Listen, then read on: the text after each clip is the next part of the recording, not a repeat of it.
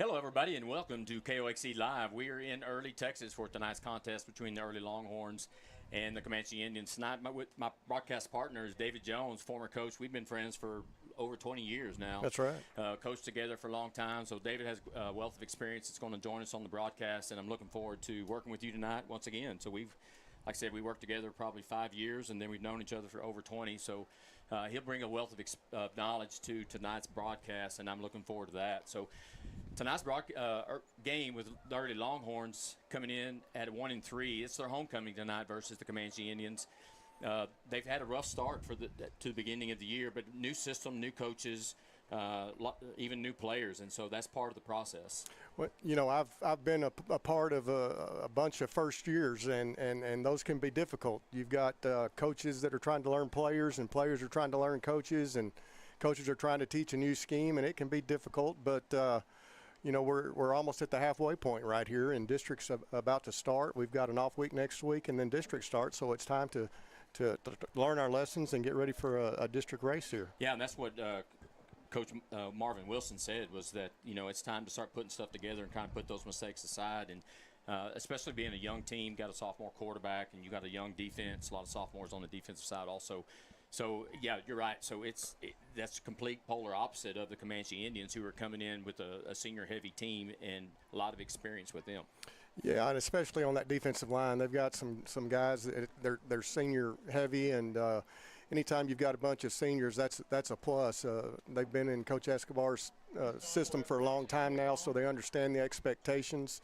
They're big guys up front, Comanche, and Coach Escobar, I've coached against him a number of times. He's a big believer in the weight room, so he's got some big guys up front that's going to be a challenge for the Longhorns tonight, and guys that have been in the program, so I'm excited for some good stuff. Yeah, so I think that's going to be one of the biggest things we're going to see tonight is the seniors of Comanche versus the young kids of the Early Longhorns. Coming into tonight for the Early Longhorns offensively, Caden Wilson is 37 of 70 for 495 yards, 5 touchdowns, and 2 interceptions.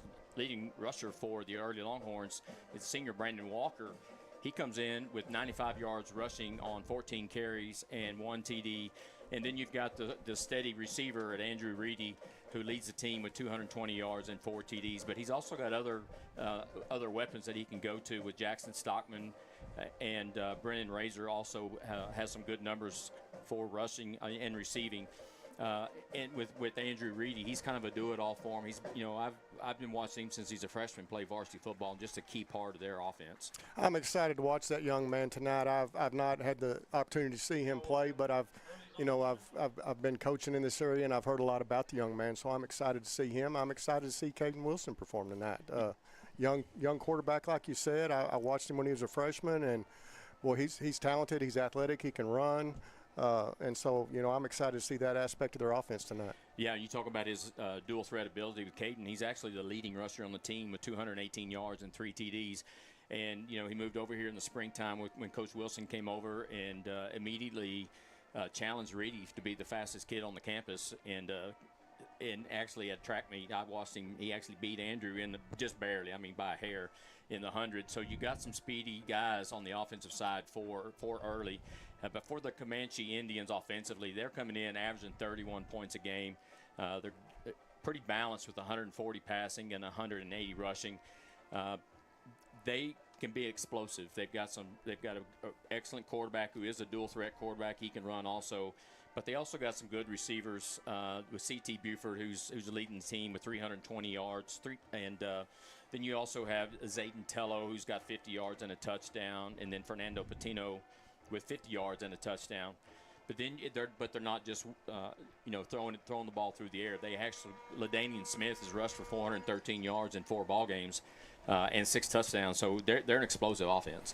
Well, I watched some film on them this week. I was in Coach Wilson's office, and he was kind enough to let me get on his laptop and watch Comanche a little bit. And they got a big offensive line. They major in gap scheme type runs. They're gonna pull a guard and a tackle, or they're going to pull a guard with the H-back kicking out, and then their passing game, to me, it seems like they're based out of play action stuff. They're going to run it, and then they're going to play action and try to hit you deep. So we've got to be really disciplined with our eyes tonight. Yeah, it's going to be a good contest tonight. If Early can keep down the mistakes, I think that it can be a tight ball game, and we hope that's what happens tonight. We expect a really good ball game tonight. We are going to take a 1-minute timeout, and we'll be right back with the keys to the game.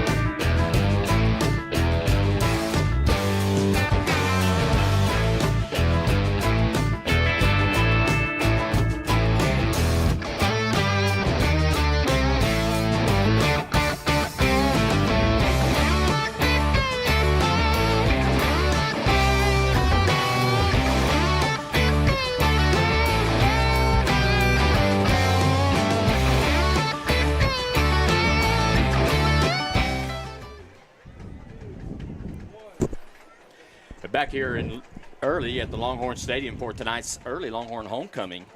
Good crowd so far tonight. Big crowd on both sides. Of course, the homecomings, it usually brings a big crowd, but Comanche's traveled well too. Homecoming 2025. There you go. Expect already. A big crowd. Already. Great night tonight. No wind hardly to speak of. Pretty warm right now, but I think when the sun goes down, it's going to be a really nice night for football.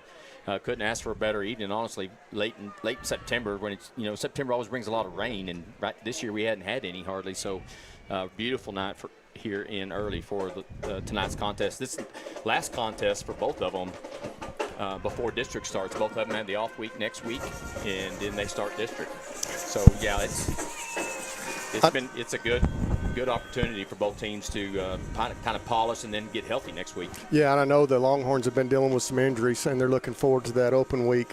Try to get some folks healthy and get them ready for that district race. Yeah, I talked to Coach Wilson earlier, and he said that he thinks that he's going to be without Stone tonight, Stone Ratliff. I think he's got a nagging injury that he's going to kind of see if he can't get him healthy for district, give him 2 weeks off and get him ready for district. I spoke to Stone in the locker room the other day when I was visiting with Coach Wilson, and he seemed good. I hate to hear that he's injured. He's dealt with some injuries throughout his high school career, and I hope he gets healthy and he's able to kick district playoff and be feeling good and ready to go. Yeah, like you said, it being a new program and just learning the coaches and learning the kids and learning the new schemes. But with Stone coming over from Brownwood, he's coming in the same system he's been running. And of course, you have several former Brownwood coaches over here. And so that's been kind of a comfort level, especially for Caden coming in as a quarterback, having to operate the offense, and Stone coming in, understanding the calls and what they expect out of the running back area. So that's really helped them gel quicker as an offense. Well, absolutely. Continuity in the program, and if your kids and your coaches speak the same language, then it goes a long way. And I know the offensive coordinator here at Early, Ryan Jackson, is using the same terminology we've used in Brownwood for the last couple of years. So that's a comfort to Stone, and I'm sure it's helped them progress at a faster pace. Yeah, and then coming in defensively with Marvin's defensive schemes. They're running the same similar scheme that you ran over in Brownwood. They're in a 3-3 stack. They'll do some different things with them. What I saw on film, they're doing a little bit more maybe twisting or stunning. I hadn't seen a whole lot of blitzing when he used to be my former defense coordinator, and he blitzed a lot. Right. But he always felt like it was timed blitzes, kind of a tendency blitz more than anything. I hadn't seen a whole lot of blitzing. What did you see? Well, yeah, when I spoke to him this week, he was talking to me about trying to twist the defensive line and trying to get some pressure on the quarterback without bringing pressure. And if that's something that you can do, then that's the way you want to handle it. And now, I think there's a time and place for bringing pressure and manning up and all that stuff. But if we can generate a pass rush with those 4 up front, then I think it'll help us a lot. Yeah, no doubt. Because then that kind of cover those explosive receivers that Comanche has, and Buford and Tello and Patino. Those guys can create big plays, and I think that's going to be one of the keys to tonight's game for Comanche offensively is trying to hit the big play. Their offensive line is big and strong, and so offensively the key for Comanche I think is going to be if they can hit those big plays and get out ahead early, then I think that's going to put the Longhorns in a bind and try to do catch up. Well, I think that's one of a couple keys to the game defensively for the Longhorns. And number one, I think, would be you've got to make Comanche work to score. You've got to make them drive the ball, 8, 10, 12 play drive, because the longer they're on the field, the greater their chance is that they're going to mess something up. They're going to have a fumble, an interception. There's going to be a sack or something like that. And then in the back end for the Longhorns, the secondary, they're going to have to be involved in the run game for sure. Comanche is run heavy. Safeties are going to have to get involved, but they're going to have to be disciplined enough to keep their eyes on their keys. What are their key? What's the secondary guys' key? What's the receivers? Because like I said earlier, Comanche's going to run the ball, then they're going to play action. So if you're a secondary guy in a Longhorn secondary, and your eyes start looking at the quarterback or start looking at the running back, then you're going to get the ball thrown over your head, and that's going to be a problem if that starts to occur. Yeah, and I think for Early's offense, I believe the key for them is going to be consistent. First of all, don't have penalties, don't have self-inflicted injuries with penalties or turnovers, and drive the ball. They got to deal with the defensive line of Comanche. Their defensive line is pretty stout themselves. They've got to be able to handle that and be able to hit a play here or there. Reedy has a explosive ability, and Caden has explosive ability with his legs. And so offensively, if they can just execute and keep the Comanche offense off the field, right, and that's going to be as good as anything for their defense. They've got to just be consistent and not have penalties, not have turnovers, and just move the ball down the field and operate the offense. Well, when I was talking to Coach Wilson the other day, he was talking about the possibility of getting Caden on the move in the passing game, and I think that's a great idea. He's not your typical drop back in the pocket type guy. He's got a lot of athleticism, so I expect to see them moving him around a lot tonight. And that's a defensive coordinator's nightmare when the quarterback's rolling out, because anytime we sprinted out our quarterback or bootlegged our quarterback, we've always told him your option number one is to run. Yep. And if it's there, to pull it down and go get some yards, because you got secondary guys covering, you got linebackers covering, and nobody's covering the quarterback. So if you can beat contain, there can be some big plays in the passing game by just the quarterback just pulling it down and running. Yeah. Defensively for Comanche, they're going to have to. I think they're going to try to have to keep him from making big plays. Caden and Reedy again. Reedy, I've seen Reedy even as a freshman. I watched him cover and beat some kids that were going on playing in college. He was fast enough to do that. He's not a big in stature. He's only about 5'8", but he can move, and he's a strong kid, and he's got a lot of quickness to him and a lot of speed to him, and. If Early can break loose, but Comanche's got to keep him hemmed up along with Caden. As we're getting ready for the coin toss here at midfield, we just had the national anthem, and I don't know if y'all had it on film. I think we did, but that was really cool having a girl on the horse with the flag, American flag, riding around field while the national anthem was being played. Yeah, I hadn't seen that. That's very cool. Yeah, that was real cool. So they got looks like we got the coin toss down. Players are shaking hands for the Comanche Indians. Their captains are number 20, Adrian Reyes, number 55, Yahir Ibarra, and number 1, C.T. Buford, and then number 50, it looks like that's going to be Peyton Ball for the Early Longhorns. Their captains, they're in my way. There they are. Looks like it's going to be Brandon Walker, and he's not suited up tonight. He's in street clothes. Yeah, that's not a good sign for the Longhorns. I believe that's going to be Ben Wilson also that's out there. I got the numbers covered up. We're on the visitor side tonight. It's Stone's one of them. He's in street clothes also. Yeah, Stone Ratliff. Yeah, we're on the visitor side, so we're kind of staring into the sun. Can't really see the last one. I believe that might be, is that Logan? Or is that Isaac Ibarra? I think that's Isaac. Keith, what did you like to do on the if you won the coin toss back in your days of coaching? I was always tails never fails. And I actually learned that coaching with y'all. Yeah. We always deferred, and I actually had to explain that to a guy one time that he always asked me about. I said, you defer because the analytics actually say on average, you will get the ball, if you defer, you will get the ball at the end of the first half and beginning of the third quarter. So you actually get 2 series in a row, and that's why you defer. I agree with that completely, and I always liked us to defer because I was a defensive coach, and I always wanted to start the game on defense. I couldn't stand to go ahead and get it over once with. the opening kickoff started, I wanted to be on the field and going. Yeah, it looks like that's Cameron Love. That's the other captain. Early's going to receive and take the ball on the north end. Not much of a win, like we said. Not going to be a factor tonight. Sun could be a factor here in the first quarter for receivers.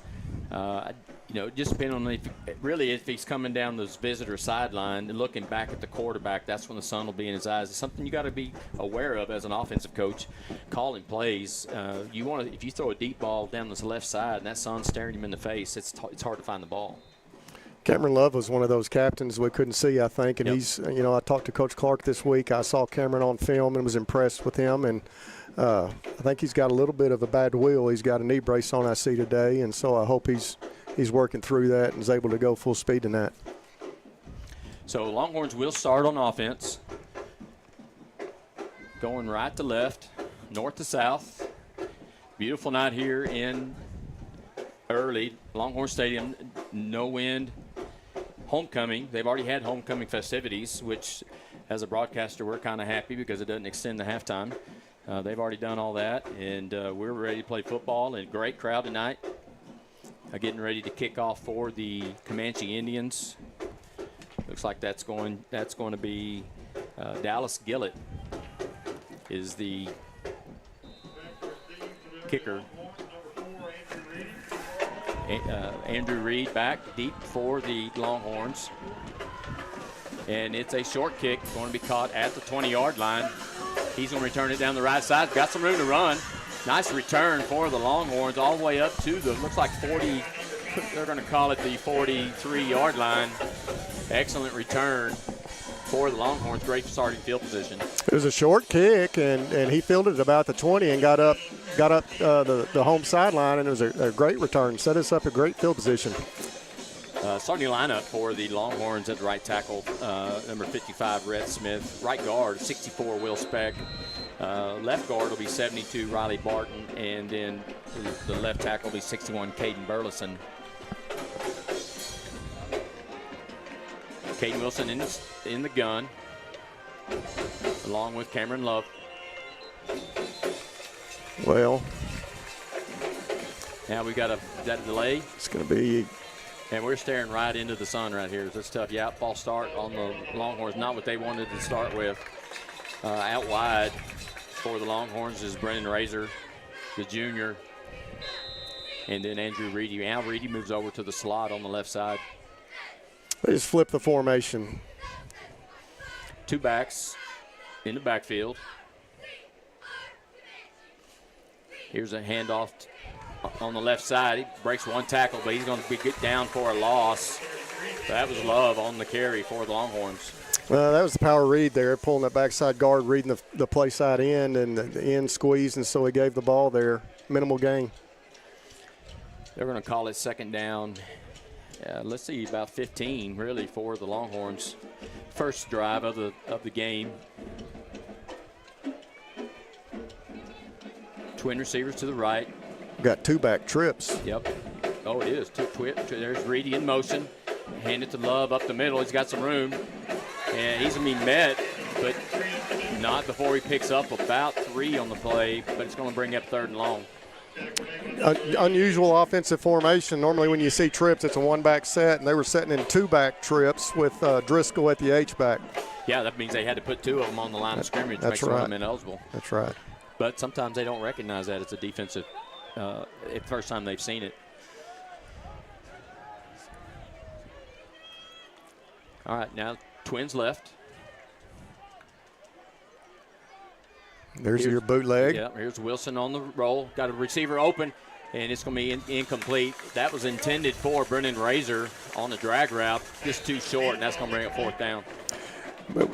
Just kind of how we thought. They're trying to get Caden moving. They bootlegged out to the right. It looks like we had Driscoll in the flat that was open, but that wouldn't have been enough for the first down, so he threw the backside post. Yeah, try not to be too critical. If he was able to set his feet or had time to set his feet, he probably could have made that throw. But throwing on the run, he just didn't have the power behind it to get it there. The Razor was a little too deep. It was almost across his body. Yeah. Marquez, the punter for the Longhorns. Here's a high kick. Buford back deep for the Indians. Takes an early roll. Nice bounce for the Longhorns, and it's going to be whistle dead right at the 19-yard line. 1st and 10 Indians. Great punt.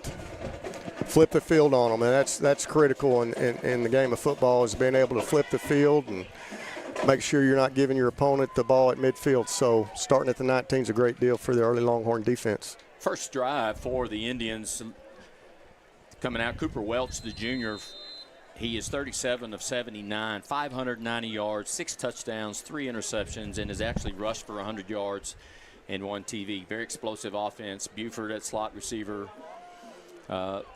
Senior Carlos Orozco at the right tackle. They got seniors up all the way across except for the center. They come out in twins with the tight end. There's a handoff up the middle, and he's going to be met by the safety, but not before he picks up. And they're going to give him 9 yards on the play. Well, that was the power play, and Early's going to have to get underneath those pullers and make that play bounce. If it's hitting north and south like that, it could be a long night. We've got to get him running east and west. Yeah, LaDainian Smith is a ball carrier. He's rushed for 413 yards and 6 TDs in 4 games. He's averaging over 100 yards a game. Your second down, going to throw the screen to Buford on the right side. They're going to meet him. He picks up 5, but they'll give it good enough for a Comanche first down. Corner did a good job there. Got the play contained, and the safety came up and made a good tackle. But it was, what was it, second short there? Second short. Yeah. Yeah, that'll move the chains all the way up to the 34-yard line of the Indians. 1st and 10 here in the first quarter. 0-0. 9:48 to go here in the game. Twins left. Welch, quarterback in the gun. He's going to hand it to Bobble. There we go. And he's met at the line of scrimmage quickly by Driscoll. Driscoll was the backside end away from that play. The guard on his side pulled, and he pretty much just followed him right down the line of scrimmage and made the play in the backfield. 2nd down and 8. Ball spotted at the 36-yard line of the Indians. Smith and Welch in the backfield. Buford split out right. Here's a handoff again up the middle. And he's going to carry his way all the way down for an Indian first down. Good physical run by Smith. That was the GH counter. Guard pulling, H sealing on the linebacker. Looks like the play side tackle got down on the inside backer there and allowed them to get a little more than we wanted them to. Yeah, it looks like Early's going to be in a 5-man front. They normally don't show a 5-man, but they're trying to stop the run. Here's a quick screen to Buford on the left side. He picks up one block, and he's going to get wrapped up right about midfield. They finally wrap him down, and that's going to bring up, looks like that's going to bring up second down. I'm going to call it 2nd and 5. 2nd and 4 now. He gets the ball to Early's 49-yard line. Homecoming for the Longhorns here tonight. Both teams have a week off next week before they start district. Twins right. Coach is calling the play from the sidelines after they check. They notice that they're only in a 4-man front now. A while ago they were in a 5-man front. Here's a handoff up the middle. It looks like they're just trying to get those O-line to work. Now Smith is broke free down the left sidelines, and he's going to outrun the defense in for the Indian touchdown. Just a handoff on the left side, got some good blocking, and then he bounces it out wide and Hughes turns on the jets and outruns the Longhorns.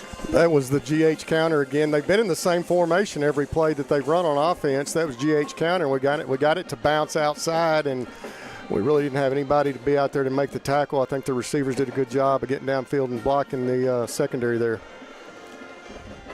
Yeah, there's a lot of coaches that, listen, if you don't block, we're not going to throw you the ball. That's right.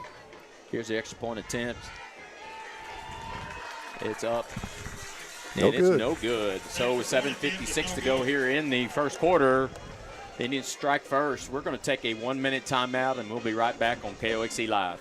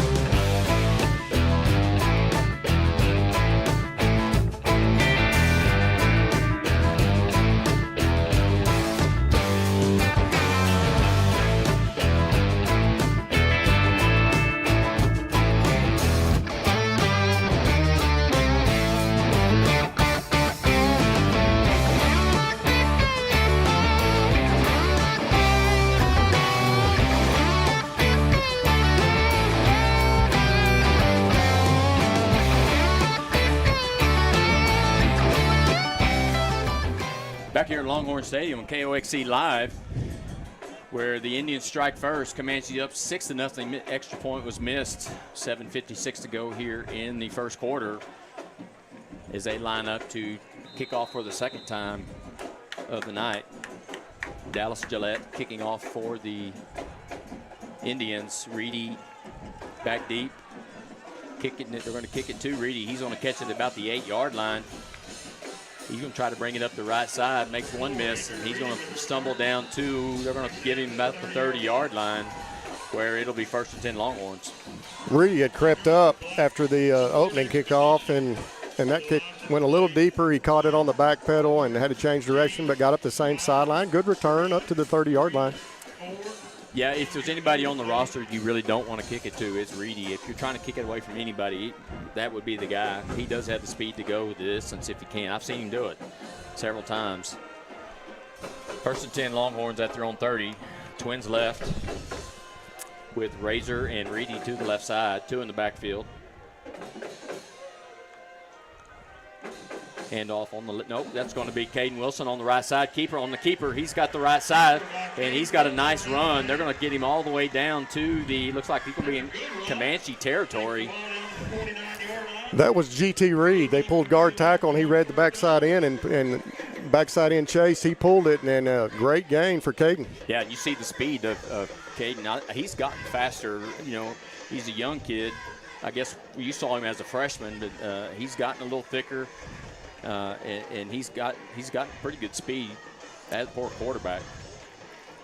1st and 10. They're going to hand the ball on the left side this time, and that's going to be Isaac Ibarra. on the carry. I like that split running backs they're doing. I've always told our linebackers when I coach that split backs means misdirection, and that's what we've gotten so far. That was the exact same play. They ran the play before with Caden, but this time they gave it to the running back. Yeah, Ibarra and Cameron Love in the backfield. And this time they're gonna bring in. They bring in Cagle for is that who that was? Yeah. I think so. Anyways, tight end. Here's a handoff to Love, and he's on the barrels the way down. Maybe pick up of 2 on the play. Bring a 3rd down and long. Comanche Indians blitzed their inside backer that time, and he got into the backfield, and we made him miss and picked up a yard or 2, but we were lucky he didn't take us down in the backfield. Yeah, that's Driscoll at tight end in the H-back. Yes, sir. That's big kid.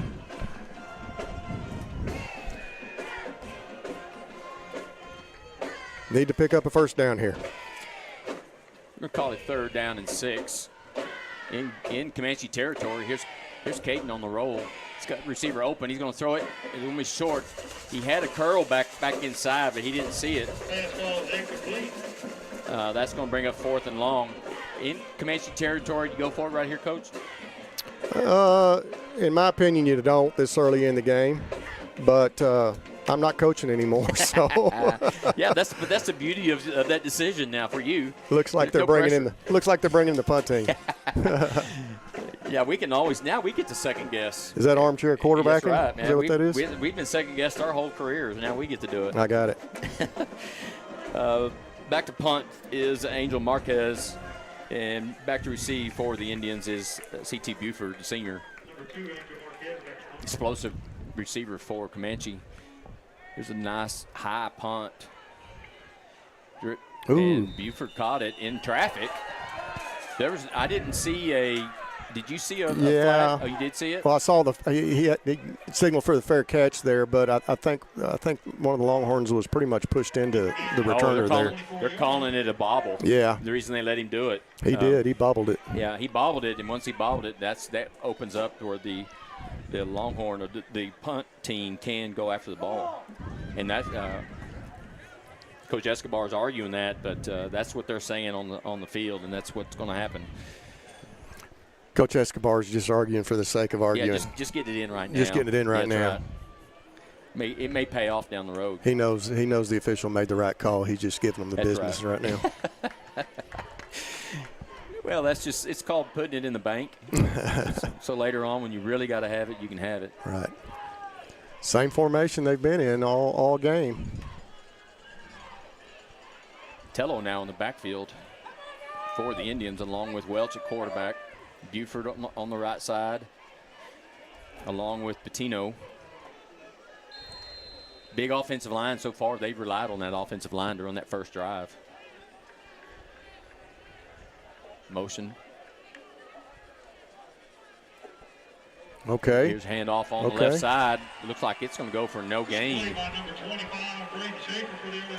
That was power again, and we seem to do a better job of getting underneath the puller and making the back bounce to the outside. That's exactly how you want to play that. Yeah, Tello, the running back, he's rushed for 202 yards and 3 TDs as a junior for the Indians. 5:30 to go here in the first quarter.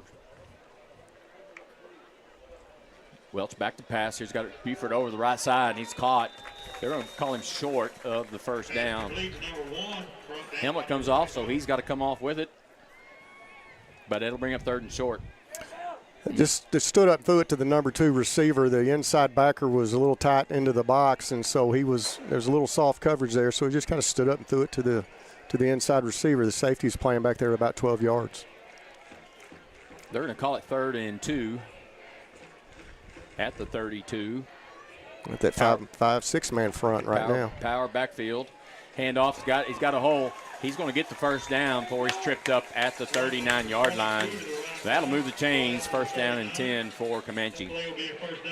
Yeah, both the offense there and the defense were in a goal line short yardage type scheme, and they had multiple blockers in the backfield and just kicked out, and our linebacker was running to try to get to it and was a little slow getting there. Yeah, with that offensive line of Comanche, they're big, strong kids. I would expect them just to hand the ball off and let those boys go to work. 2 in the backfield tonight. This time for Comanche, a little bit of motion. They didn't call it. Handoff up the middle. This time it's going to be Smith, and he works his way down for a pickup of about 5 yards. And we got a flag. Oh, we got a late flag there. It's a little jawing or a little pushing. Some kind of monkey business going on. Yep. Well, it is kind of a rivalry game. These two teams aren't very far apart. They're only about 30 miles apart. The kids know each other. They've played each other for forever, and so I'm sure there's a little bit of a rivalry going on. They're going to call it personal foul on Early. I didn't see what happened. I didn't either. It must have been something. The magic word may have been said. Who knows? Sometimes that can happen. And they're gonna take out Will Speck. I don't know if he was the culprit, but they took him out of the game. But that moves the ball all the way to the 41-yard line of the Longhorns, with the drive going, with Comanche up 6-0 here in the first. Just got to keep our composure. We can't afford to give them free 15 at any point during this game. 2 in the backfield, Twins left, Buford right. Low snap. Quick throw to Buford on the right side. He's got room. He hurdles the defender, and he's down the right sideline, steps out of bounds. That was Reedy on the defense. Went low because Buford is a big kid, and Reedy's not real tall. And Buford just hurdled him. That was a true RPO. They're blocking the counter run play and just throwing it out there to soft coverage on their outside receiver there. 2 years ago, Reedy had to cover a receiver that Comanche had that wound up going to Texas Tech, and he did a great job. Here's a handoff to Smith on the left side. Got room. We got a flag. This one's probably going to come back. It's in the area of holding. Yep, they're going to call holding. So the first penalty for the Indians tonight. That's extremely helpful because that was a pretty decent gain right there, but I'm sure he got loose because somebody was doing something illegal right there, and I'm glad the official had his eyes open for that. Yeah, 2 years ago when Reedy was just a freshman, I watched him cover their Comanche's receiver who wound up going to Texas Division I receiver, and Reedy did an unbelievable job that night. I think the kid only caught 2 balls all night long. So Reedy's used to covering big receivers and covering the best receiver on the opponent's team. Right. Thurston Long now. They're going to hand it off on the right side. The swarm of Longhorns this time going to be there on the tackle for a minimal gain. And hit that running back right in the mouth and just stopped him right there. I don't think there was any yardage gained after contact. He did a great job running his legs and finishing the tackle. Man, we are just about to get that sun behind the trees where we can actually see the game. Amen, brother. It's been rough. Yes, it is. Second down. They're about 20 now. We got them behind the chains. Here's Welch back to pass. He's got a receiver on the right side open, and he's a diving catch for the Indians. And that's good enough for a first down. And that was Adrian Reyes on the reception for the Indians, coming across the field on a deep drag, looked like maybe? Well, we brought some pressure, and it put us in man coverage, and he just kind of shook loose from the DB that was covering him there and ran a corner route, which is hard to cover when you're in man coverage. Hand off to Smith up the middle. He's met in the backfield, works his way free, and he does pick up a yard or two before the whole host of Longhorns are there to make the tackle, keep him from getting in. Right up the middle is where Comanche's really tough on their O-line. They're really good up front in those interior 3. Again, that's kind of the secret to stopping this gap scheme type offense is that you can't get them running a gap. You got to get them bouncing outside. And if we can do that, I think it's going to be successful. It looks like we're in a goal line defense right now. Quarterback sneak. That's motion right there. Yep. Quarterback sneak. That's going to back them up 5. Quarterback was a little too much in a hurry that time to get that quarterback sneak. I do agree with that call. I would call a quarterback sneak too when you got a 6'2" or 6 foot big quarterback like they've got. That's what the NFL's grappling about right now with the tush push. Yeah. Is that them. So what are your thoughts on that? And I've heard some defensive guys talk about it. But what are your thoughts on the tush push? Well, I think it's a fair offensive play. I mean, I think it's up to a defense to stop it, but a lot of the film I've seen is the linemen moving fast and things like that, and that's what the discrepancy is right now. Twins left, 2 in the backfield. They're going to hand it again on the Smith. He's met at the line of scrimmage, and he's going to get no yards this time. Yeah, I've seen it, and I do. There's one guy that I like his argument is if the offensive players are allowed to push, the ball carrier, then why can't the defensive players push the defensive linemen? And I think that's kind of a legitimate argument. But it's it's an offensive league, especially in the NFL. No question. I kind of agree with that as an offensive guy. But if an offense can push a ball carrier, why can't the defense push a defensive lineman? They got 3 backs. I would. Yeah. He hurdles and is he going to be met short? Maybe wiggle his way down. I don't see a signal yet. And they're going to call it short. It's going to bring up 4th down and goal about the 1-yard line. I think you got to take a risk defensively and send somebody through a gap and try to make something happen. Jump over him or something.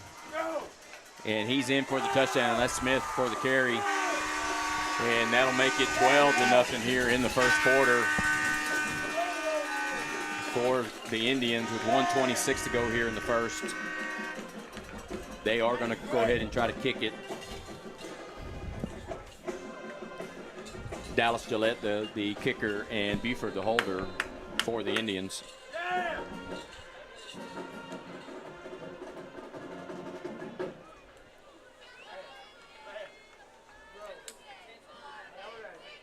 Yeah, just letting those big boys up front go to work is all they've really done. They hadn't really done a whole lot throwing the ball.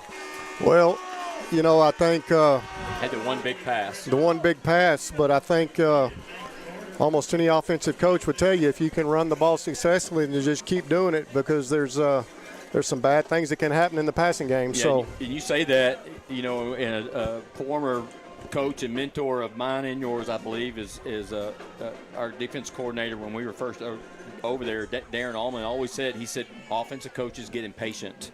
They get impatient, and like he would say, I'll give up that 5-yard hitch to the boundary because there's not an offensive coordinator in the country that would throw it all the way down the field. They get too impatient. So if you've got a guy that calls plays that's kind of O-line oriented, right, he's going to tend to lean that way, especially when you've got a good O-line like Comanche has this year. And that's what Escobar's doing. He's just leaning on those big boys up front. Well, like you said, that we're talking about most offensive coordinators, if they can run it successfully, they're going to keep running it. Yep. So at some point we may need to look at getting a safety down in the box or something like that. That certainly opens up the passing game if you do it. So, yes. So let me ask you this. So you can do that. I know you hear about run blitzing at the higher levels. If you do that to play the run heavy, but if you come free, you go to that quarterback. Is that something that's talked about as a defensive coordinator? We're going to play run heavy, but if they play action and you see that quarterback, go get him. Yeah, for sure. Short kick, caught at the 21-yard line. This time on the right side. There we go. He got a nice return. That's Burnett on the return all the way to the 45-yard line. Good starting field position for the Longhorns. Now we need to get something going here. Let's put a drive together and let's go put some points on the board. Great field position. They're going to spot it at the 44. First and 10 Longhorns down 13-0 here. 1:17 to go here in the first quarter. Early Longhorns homecoming here on KOXC Live.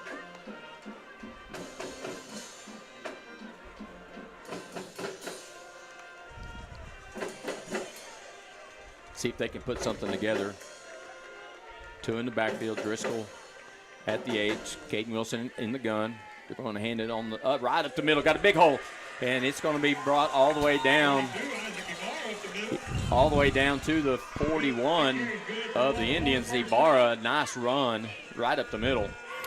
That just looked like inside zone with that H coming across and cutting out the backside defensive end. Boy, hit it a gap, and that's where you want to hit it. That was a beautiful run. Yeah, and the boys up front got to their blocks and got to the linebackers because your safety had to make the tackle.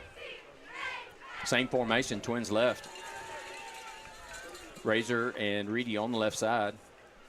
Going to hand it again up the middle. There's Ibarra barreling his way down. Nice run again. Good physical run by Ibarra. I'll tell you what that was H ISO. Aiden Driscoll's playing our H backer, our fullback right now, and he just isolated there on the inside backer, and that inside backer made a choice to the inside, and so the running back hit it outside. Another big gain for the Longhorns. I like the way he's running the ball. So Isaac, Ibarra is a freshman. So we talk about a young team, but that's pretty young. So it's going to be, they're going to take this thing down to the end of the first quarter. At the end of the first quarter here at homecoming in Longhorn Field in Early, At the end of the first quarter, it is the Comanche Indians 13 and the Longhorns nothing. We will take a 1-minute timeout and be right back on KOXE Live.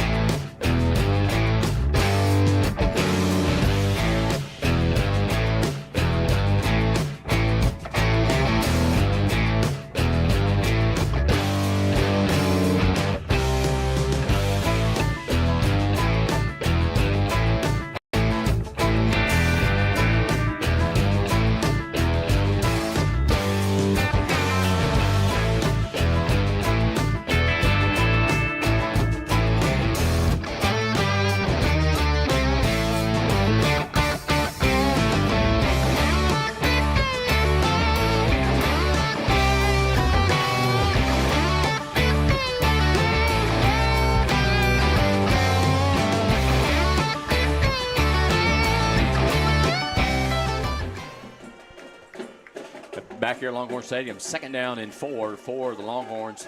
Once again, handed to Ibarra on the left side. He works his way up. Nice physical run again. They may call it short of a first down. Let's see where they spot it. They're going to spot it right at the 33. Bring up 3rd down and 1. I love what we're doing right now. We're just taking it to them, and it's keeping us on schedule. You know, we're sitting here at 3rd and 1, and we've run the ball, 2 times in a row. Yep. And, boy, if we can continue that, getting that good push and those running backs hitting north and south, I think we're on to something here. Driscoll at the H. Ibarra, the freshman, at running back with Cade in the gun. Here's the pass, looking left side. He's going to throw it in the flat. It's going to be too high, intended for Reedy. I thought that was too early, that contact right there. Pretty high. I don't know that it was catchable, but I think that safety come down and hit Reedy a little early there. 4th and short. They knew they were going to go for it if they're going to throw it on that 3rd and short. They knew that you had 2 downs to try to get the first. They're going to call a timeout and talk about it. I think we'll take one with them. We'll take a 1-minute timeout and we'll be right back.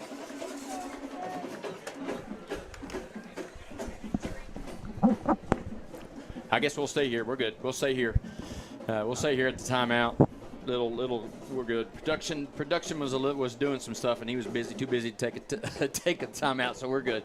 We'll stay here. So first quarter, pretty much all Comanche. Early's got a promising drive here. If they can get the first down, go down and score, it's gives them a little boost of energy, little momentum here towards the end of the first half. And that means everything. I mean, if we can go down here and get some points, man, it just changes the way you're feeling about the game right now. The kids get some energy, the coaches get some energy, and momentum's a dangerous thing. So this 4th down and short is going to be hugely important. Always got to fight for Mo.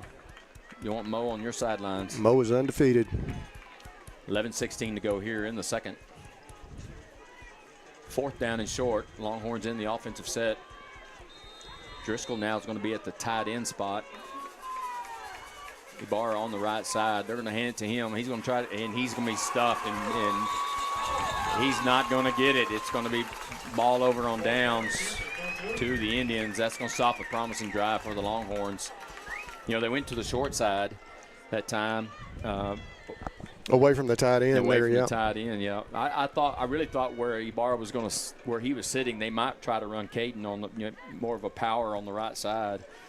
They walked one of their linebackers down as an extra defensive lineman, and I think they just had so much penetration there. Our O-line couldn't account for all of them. 1st and 10 Indians now. First drive of the second quarter for Comanche. Twin receivers right.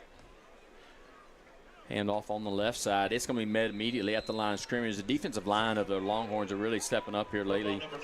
No gain on the play.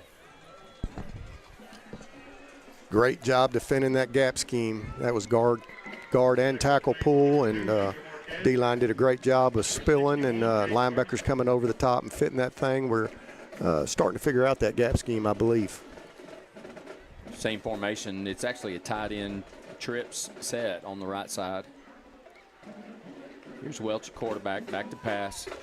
Looking right, going to throw it right. It's caught by Buford. Pickup of about 8 on the play.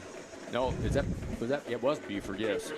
That was tough because that was hard play action run fake right there, and it drew those linebackers in, and that's exactly where they threw the ball into that curl area where those linebackers usually drop in their zone coverage. Smith and Welch in the backfield. They're going to bring Buford over that's a big slot. Buford at slot. They have height and weight on there. They do. He's 6'3" and 185 pounds. He's good looking. Yep. Hand off to Smith on the right side. He's going to just follow his lineman. Good enough for a first down. And that'll move the chains. Surely they called it a first down. Yeah, first down. That'll be 1st and 10 now at their own 46-yard line. This is only their 3rd series of the game. Game's moving actually pretty quick.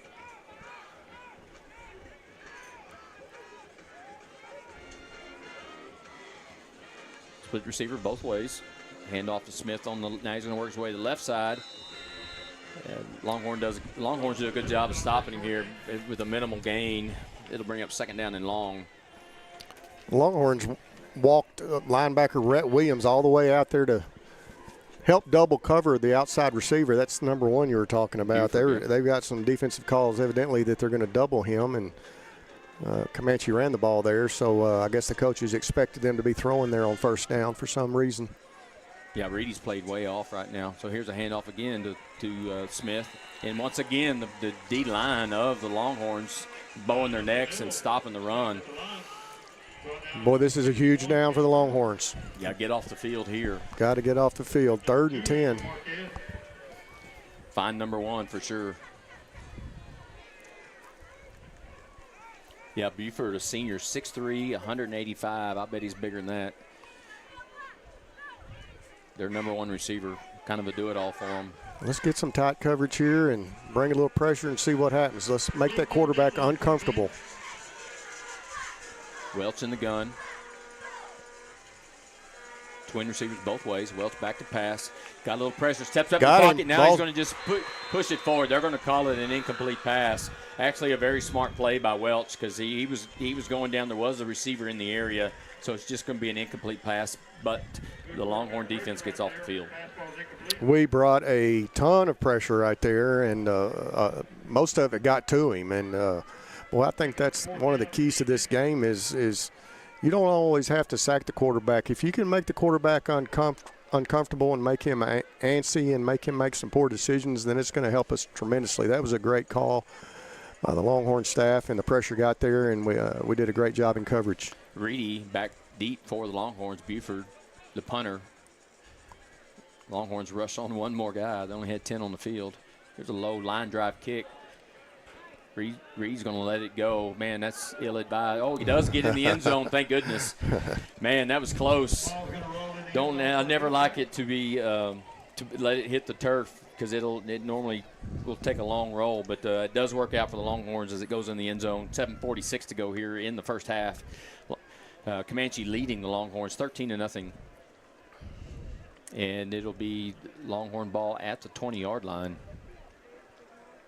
I think the Longhorn defense is hanging in there playing pretty tough right now. We've got to get something going offensively right now, and like you said, get some momentum.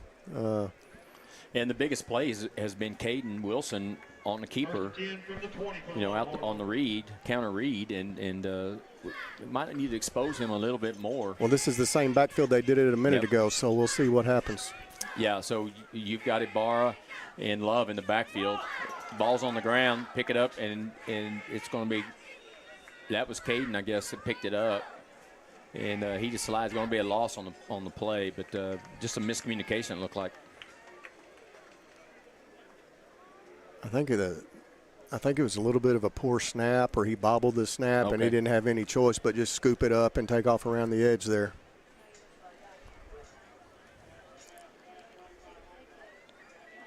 7:15 clock running here in the first half. KOXC Live, Early Longhorns and the Comanche Indians. Last game for both before they start district in 2 weeks. Greedy in motion, Caden back to pass. He's going to try to get it in the flat, and Greedy goes up and catches it. Doesn't get a lot of gain on the play, but what an outstanding catch by Andrew Reedy. He may be a little banged up right now. He landed on his – he went up to catch that ball, went up high in the air, and landed on his hip, it looked like. Yep. May knock the wind out of him. I don't know how he caught it. It looked like it was a defender underneath him and a defender over the top of him. And he goes up and gets it. He's explosive kid. He can jump. He's coming out, but it's probably just for this play. He seems to be okay. Yeah, just a tough play to come out on 3rd and long. He's one of your go-to guys.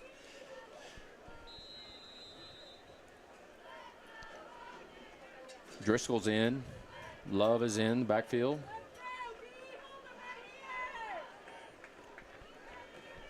I expect them to try to get Caden on the move here. Let's see what happens. Twin receivers right. We'll call the screen to the left side. You got it. Oh. We were 1 block away from making a big play out of it. One block away. Driscoll's on the reception. That tight end screen is what that was, and man, they set it up perfectly. Just needed that 1 block, and came to the lineman's out there. And honestly, this is me being a line coach, I guess, is that the defender was just faster than him. He couldn't get to him in time. Well, and I think the timing was off a little bit because they brought some pressure into Caden's face, and so he had to throw it a little sooner than he wanted to, and it didn't give the lineman time enough to get out there. Marquez back to punt for the Longhorns. Buford to receive, short punt.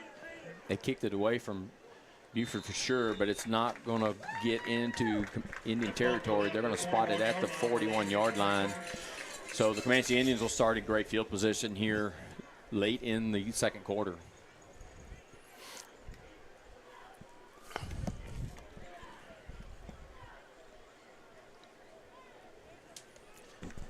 Let's see if they can keep them out of the end zone, make this keep this a 2-score game before we go into half. See what they do. They've really relied on the O-line of Comanche to wear them down. Yeah, it'd be huge to get out of this with no points scored here going into the half. Smith on the left side's got a hole. He's going to pick up 3 or 4. They're going to give him this guy on this sideline is giving him the spin forward progress. The guy on the other side already had him down 3 yards back, but they're going to give him the extra spinning yards, so that picks up 5. Second down and 5.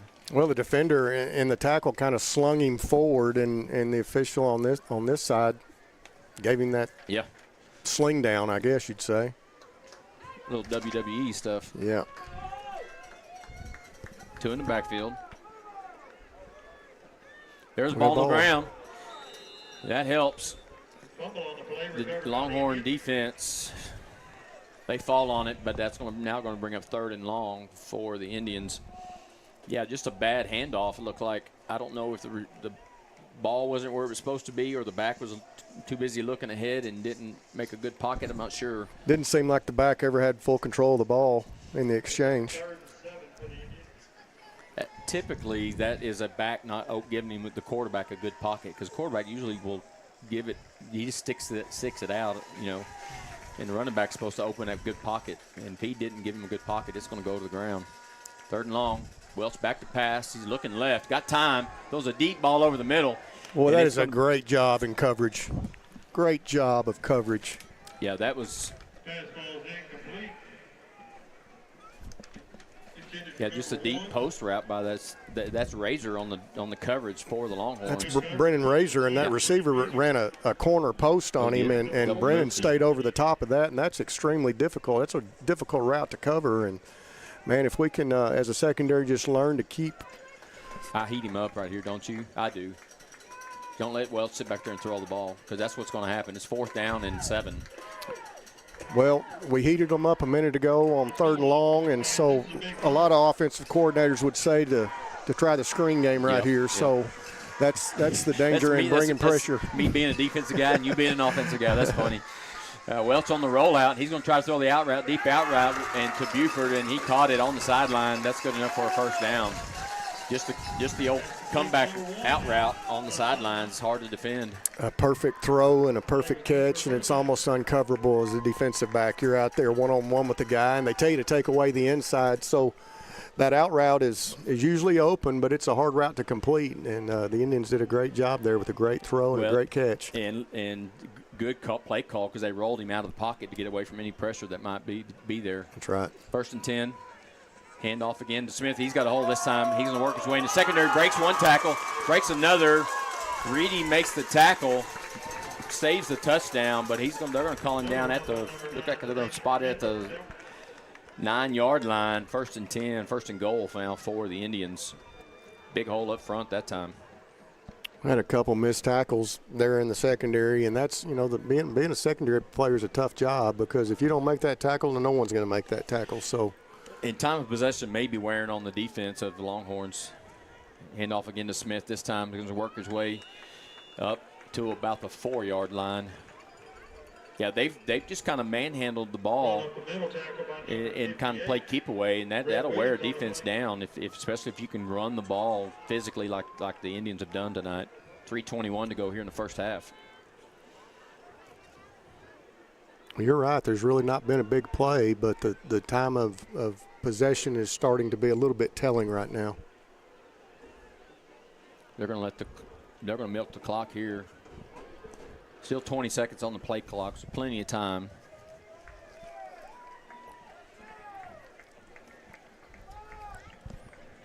Welch finally gets the play in.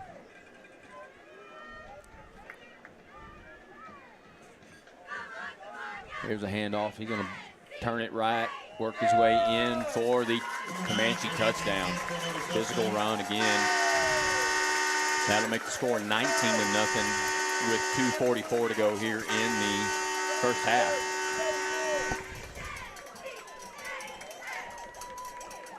They seem to be knocking the edge off a little bit over there on that right side.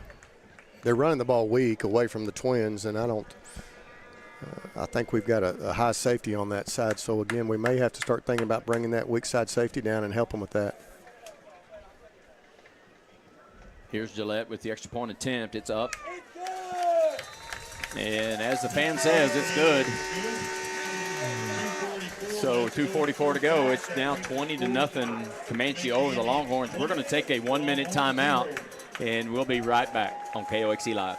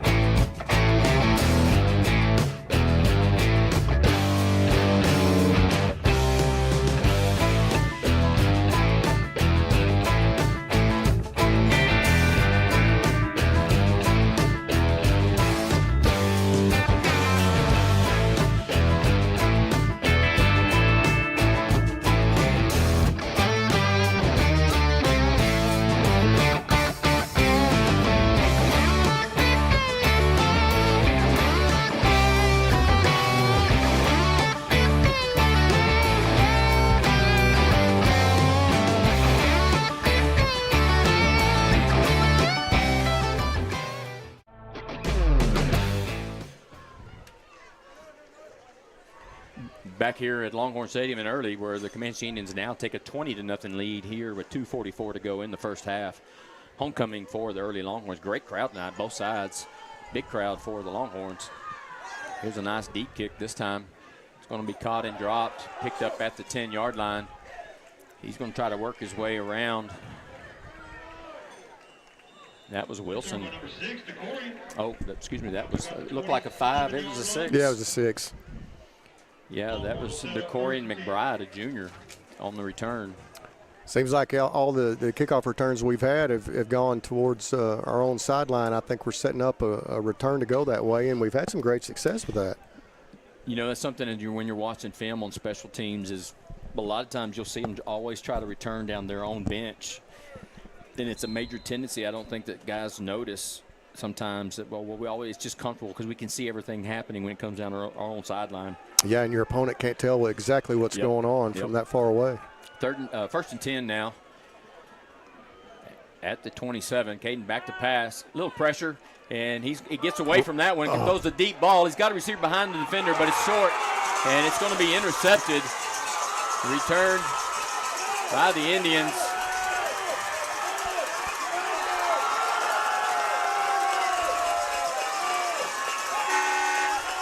And I'm trying to get a number on that one. Is that 80? 88?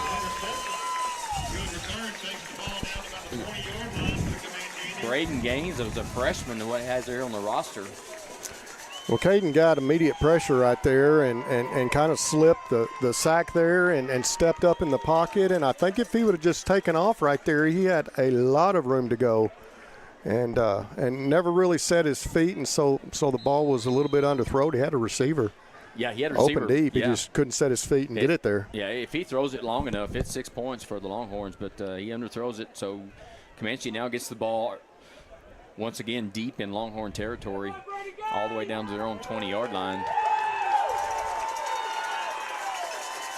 Twin receivers right. Hand off on the right side.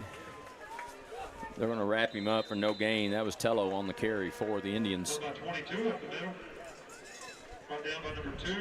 You know, like you were saying a while ago, they've run this same play numerous times during the game, and it's not been real successful. It's 2 or 3 yards, 4 yards sometimes, but it's physical. It's physical. And and you start wearing down that defense because they've been on the field a long time, and those physical type runs will take a toll on you. 1:46, clock's running here in the first half. Homecoming festivities have already been done, so we won't have an extended halftime. Just a regular 28-minute halftime.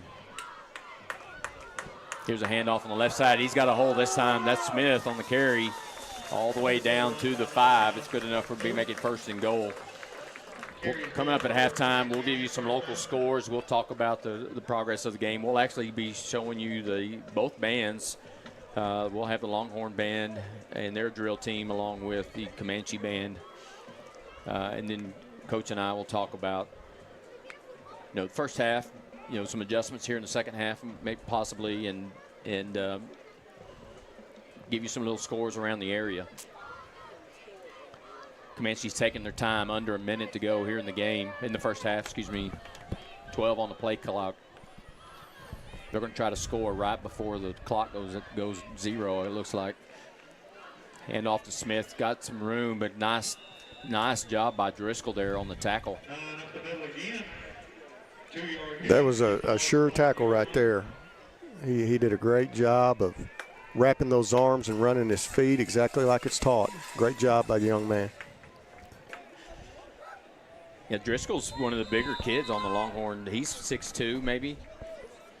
Big kid. They're going to call a timeout, Comanche, and we'll take it with them. We're going to take a 1-minute timeout, and we'll be right back on KOXC Live.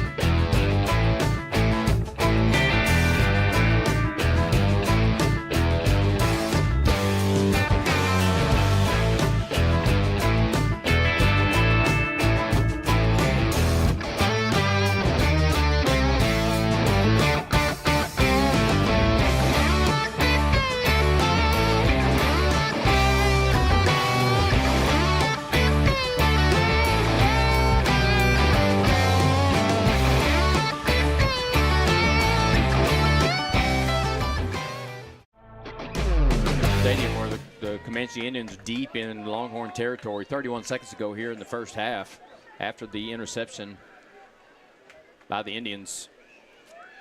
Welch back to pass, trying to throw a slant to Buford, and it's going to be incomplete. Little high.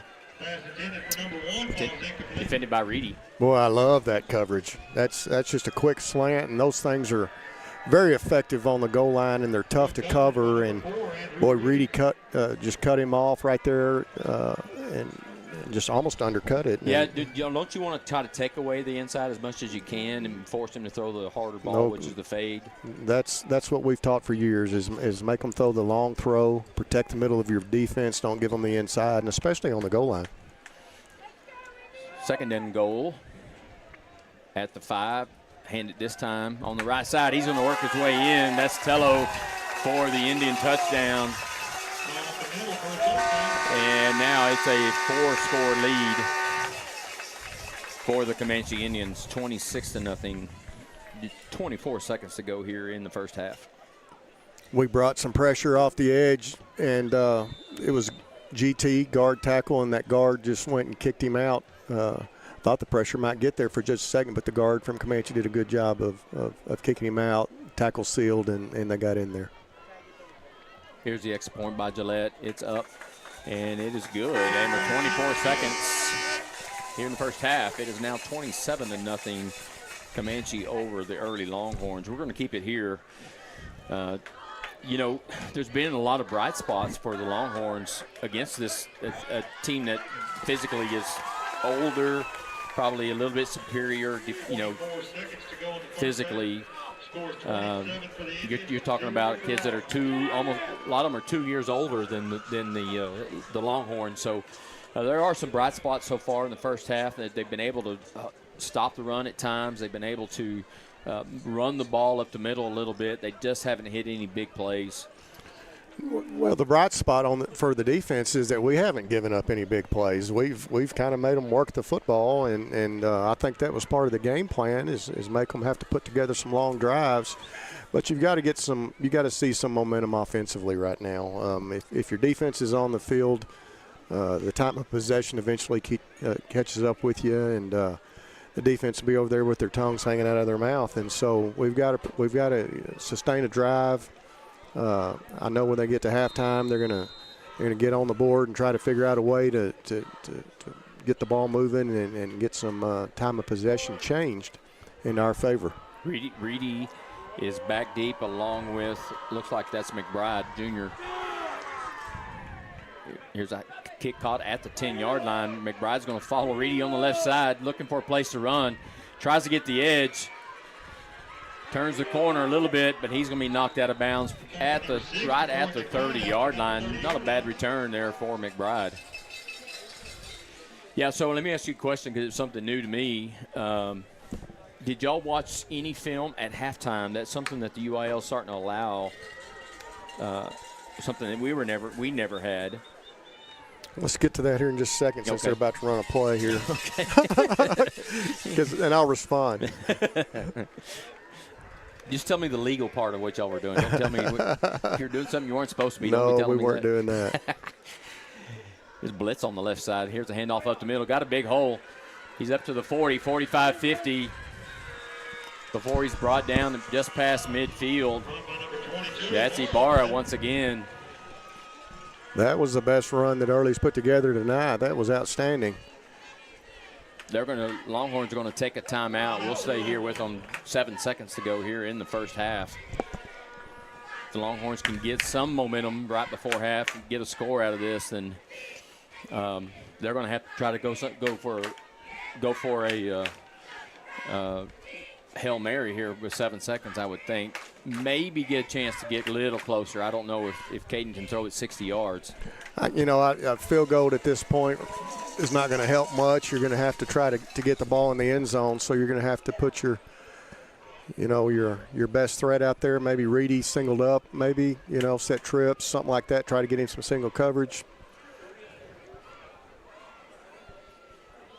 We're going to be trips, but it's going to be tight end trips. Tight end trips. Maybe they're going to play prevent defense, try not to let anybody behind them. Reedy's in the slot. They're just going to hand it off here and see what happens. And they're going to stand him up for maybe a 2-yard gain.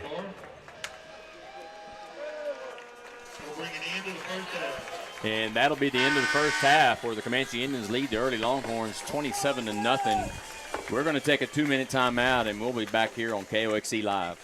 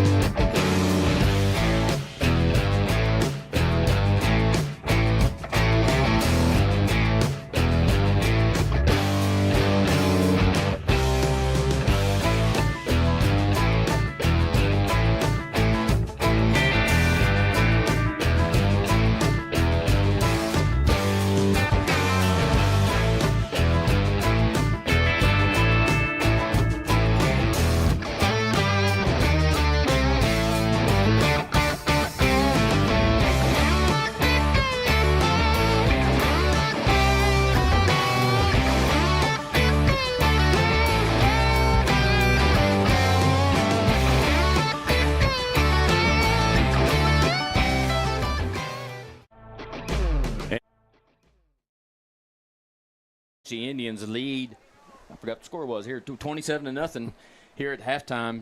Comanche over Early Longhorns. Talk about the first half and what you saw. Well, like we said, I think our defense has given us a chance. They're not giving up the big plays, which has kind of been our Achilles heel over the last couple of weeks, and making the run, stopping the run is, making it tough on Comanche and stopping the run game. But like I said, they're on the field too long. We've got to find a way to get something going offensively and let our defensive guys rest a little bit. And like you said, momentum's a tough thing to beat, and right now Comanche's got it, and we got to find a way to break that tendency. Offensively, Longhorns have got to put something together. Haven't really thrown the ball effectively. They tried to throw it a few times, but they just haven't been able to connect yet. They've attempted to get it to Reedy.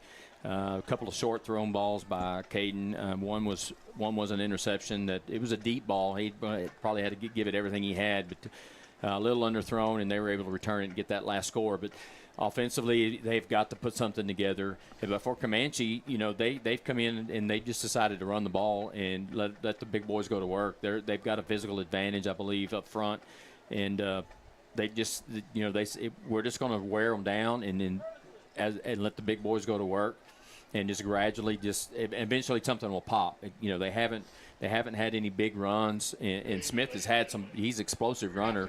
They've been able to keep him hemmed up for the most part defensively, but he's had that long run, and they've kept him from it. And they hadn't really thrown the ball much. They've thrown a little bit effectively, but they haven't done a whole lot of explosive passing plays. So give the credit to the Longhorns for that. I'm a defensive coordinator, and so I really watch the offensive line for Comanche and watch the run game that they have, and I think every single run that they've had tonight has been the gap scheme that we talk about, and that's so hard to defend, especially when there's a physical offensive line. One side blocks down, and you got pullers from the other side, and there's really an art to fitting that and making it go sideways. And I think there's times where we're doing it correctly, and there's times when we're not. And when the gap scheme stuff hits straight A gap or B gap, then that's a problem. We've always talked about, you got to protect the middle of your defense in the run game and the pass game. So if run stuff's sitting A gap or B gap, then you're not fitting it right.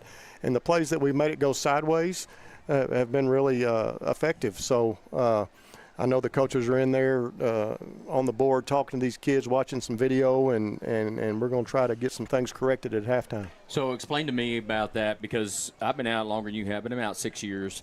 And we were not allowed to see video. They've changed that rule in UIL. We're now at halftime, you can actually go watch video of the first half. I thought it was just like still pictures, but no, there's video ready to roll down there in the locker room. So talk about that. We brought an overhead and put it up on the wall, and it's your huddle that you're using, and it's live film. And when you get to halftime, or when you're on the sideline as a coach and kids are coming off, or when you're talking to them at halftime, you're asking what happened here or what happened there, and a lot of times you're getting some conflicting information, and it's tough on kids sometimes to tell you exactly what's happening. So the UIL allowed video at halftime starting last year, and it's invaluable to actually.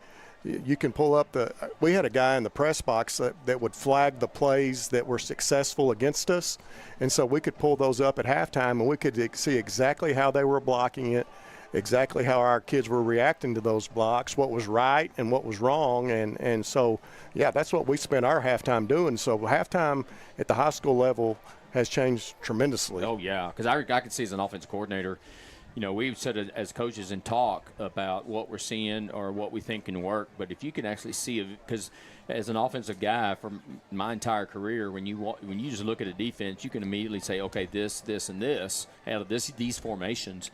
So what I would do, and we started doing later in my career, is we always scripted our first plays, but we made sure that our first 12 plays were scripted, and they were all in different formations, so that we could get a look at that formation more than necessarily the play. We expected the play to be successful, but at the same time, there are probably several other plays that could be successful based on what we're getting look-wise on the defense. So I can imagine being able to watch a film at halftime would be tremendous, not advantage, but valuable tool for an offensive coach to go in and say, okay, this is what they're doing here, and this is what they're doing here. you don't have time to do a complete breakdown. Obviously, Right. you can't break down first down, second down, third down, and all that stuff like we do on the weekends. But being able to look at a film and see where they're lining up and how the secondary is playing you versus a particular formation. I wish I would be able to do that. We have a good idea, because we have coaches in the box and we're talking back and forth constantly. But at the same time, you can see it. There is no guesswork. There's no you're not relying on someone else's eyes, and I'm not sure you saw that right and that kind of stuff. No, he was right. There it is. And well, it's the heat of the battle when you're out there playing. Speaking from a defensive standpoint, when you're out there playing, a lot of times you don't even know who blocked me. Somebody blocked me right there, coach. And I don't know who it was, but you can pull that stuff up and say, this is what's happening. This is how they're blocking that. This is the guy that's blocking down on you. You got to be able to watch that. Guard pulled here. You didn't see that. What kind of routes were they running? What was the combination? Well, when they get to the sideline, a lot of times the kids, will even argue about it. Well, he ran this and he ran that. No, it was this. Let me show you. Yeah. So it's been really helpful, and I'm glad the UIL decided to do that. Yeah, that's amazing. We're going to take a 2-minute timeout, and we'll be right back here on KOXE Live.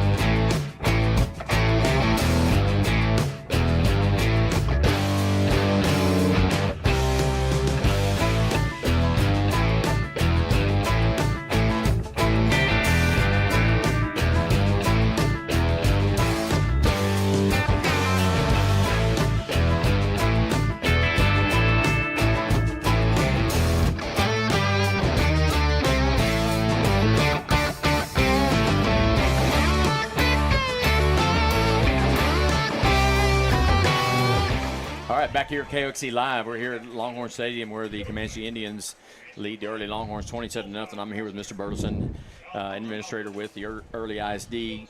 So tell me, how's the year going so far? It's going great. We're in week 7, I believe, which is hard to believe. We're 7 weeks in. It seems like we just started. It's flying by. Things are going great. Got a lot of new people and new energy coming in, and it's been a great start to the year. Yeah, you got a lot of new staff members that and all I've heard is that everybody just loves it. That's come over. They're just really excited about being over here. Good. That's what we want. Yeah. It's so. Do you have any idea? And I know I'm throwing this out at you, but your enrollment numbers, are they? We're up a little bit. We're sitting right around just short, I think, of 1,100. Last year we were about 1040, 1050, so we're up about 40 to 50 students. High school's up about 10 to 15 maybe, depends on the week. Right now we still got an influx coming in and out and people leaving and things like that. It's kind of settling the last couple weeks, but we're up a little bit. That's good. Good news. Yes. Yeah. You always want to be growing and not, Yes. declining in enrollment, because that creates some budget issues when you decline enrollment, because you're kind of setting your budget way early. You set it in the spring, right, for the next year? Yeah, we set ours. We're a July 1 district, so we have to have everything set by July 1st. So we're kind of projections, and we set it for low, for the worst case scenario type thing, and when the numbers are always higher than you expected, that's great. Yeah, it's always, because the way it is, that's just the way the school district is and the school system is in Texas. The kids mean money, and money means that we can operate the district. So talk about some of the other activities that are going on around the district. All right, tomorrow we have a varsity volleyball game here against Toller, varsity only at 10 o'clock, district ball game. Our girls are sitting, I believe, 3-2 in district, so they've got Toller tomorrow, which was going to be tonight, but we moved it because of all homecoming and things like that. And then next week they go on Tuesday to Dublin, and then we flip it and we go second half of district. So yeah, and it's pretty common for the smaller school level to have a Saturday volleyball game. A lot of those girls are volleyball are also cheerleaders. Correct. And so either you've got to bump the game real early, and sometimes they line them up where the football, whoever they're playing in football is the same team they're playing in volleyball, so that all the girls can get to the game, especially if they're involved in any activity, band or cheerleading or drill team or whatever it is. But I've noticed that when I was coaching at the smaller school level, the volleyball would play on a Saturday just to kind of eliminate any conflict and allow the kids to do more things. Because ultimately, you want kids to be a part of as much UIL activities you can, because the busier they are, the less they have time to get in trouble. Well, like I said, when you're a small school, you share students, and they're involved in everything. So we have to adjust our schedules, and Toller, agreed to it. They have a game tonight also, so I'm sure they were all for it. So, but we're just playing varsity tomorrow, no JV game, so just the varsity 10 o'clock. Okay. Well, also cross country. Have they run their district meet yet, or they have not? They have not run district. They were going to run in Dublin Wednesday, but with the rain, everything got canceled. So that was kind of our preview of district, because I believe district is in Dublin, but that one got canceled. So they've got a couple more weeks before district. Oh, they do. Okay. So are they running between now and district? Yes, they'll run a couple more between now and then. I'm not sure where they're at next week. Okay. They usually run on Wednesdays, which is unusual. I've seen where they would run on a Saturday morning. I've seen that for many years. They'd run on Saturday morning. But the Wednesdays actually, I don't know how long they've been running on a Wednesday. Seems unusual, but it really all it is to avoid conflict and like we said, let kids to do more as much as possible. To stay involved in the school activity. And they run during the day, both middle school and high school, so it doesn't conflict with Wednesday night like church activities or things like this. Right. So they go run, normally come back. That's become a little more common thing on Wednesday cross country. Yeah. So have they loosened the rule? Because I remember that junior high kids could not participate until after the school day was over. It used to be that way in track. So I guess they've loosened that rule a little bit. No, I think that's still the rule. Normally we run high school in the mornings, and then the afternoon the junior high. So they still have that rule. I believe so. Yeah, I knew that the junior highs weren't allowed to miss school, or they couldn't. They did miss school because they had to travel. Right. But they didn't start it until 3:30, something like that. Yes. Yeah, that's what I was used to. So what else is not on the one act plays? Is it coming up later in the fall, or is that? I don't remember. One act play will actually be in the spring, but I know we have started practicing for a musical that they're doing this. They'll do this fall. I don't know if they're doing it at the Lyric or at Howard Payne. I'm not sure yet, but they've started practicing and doing auditions for just a musical. Most of the same kids, but one act play competition will be in the spring. Okay. And the band, their district competition? I'm not sure the date on that one. I know they've got a practice one coming up, kind of a get ready for the area marching. They call it like a festival or something like that. Yes. Where everybody comes in and practice, and they play together, and everybody gets and they have judges there that kind of critique them, kind of like a scrimmage and things like this. So they have an idea of what they need to work on before they go to the actual competition that counts. So just a busy fall for y'all, as usual. Always. And it flies by, and that's a good thing. Yes. Because there's so many things on the calendar that you got to get ready for. It's not just very rarely do you have just a day. There's always something going on. Always something. Yeah. Well, thank you for coming up, Mr. Burleson. We appreciate it. And we're going to take a 2-minute timeout right here on KOXE Live.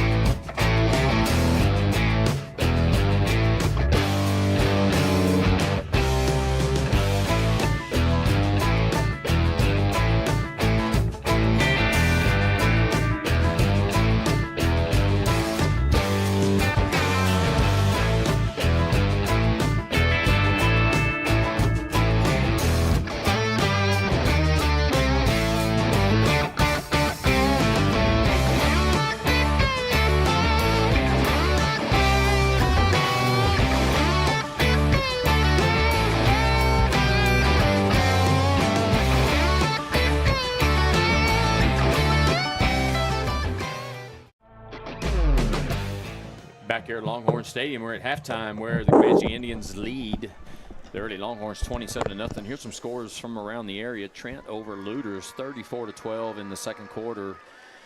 We've got the Goldthwaite. I got halftime 0-0 against Chilton. That surprises me. Goldthwaite's got a pretty good team. I guess Chilton does too. Now, I know Goldthwaite's had some injuries they've had to deal with this year. Their starting quarterback hadn't played at all this year.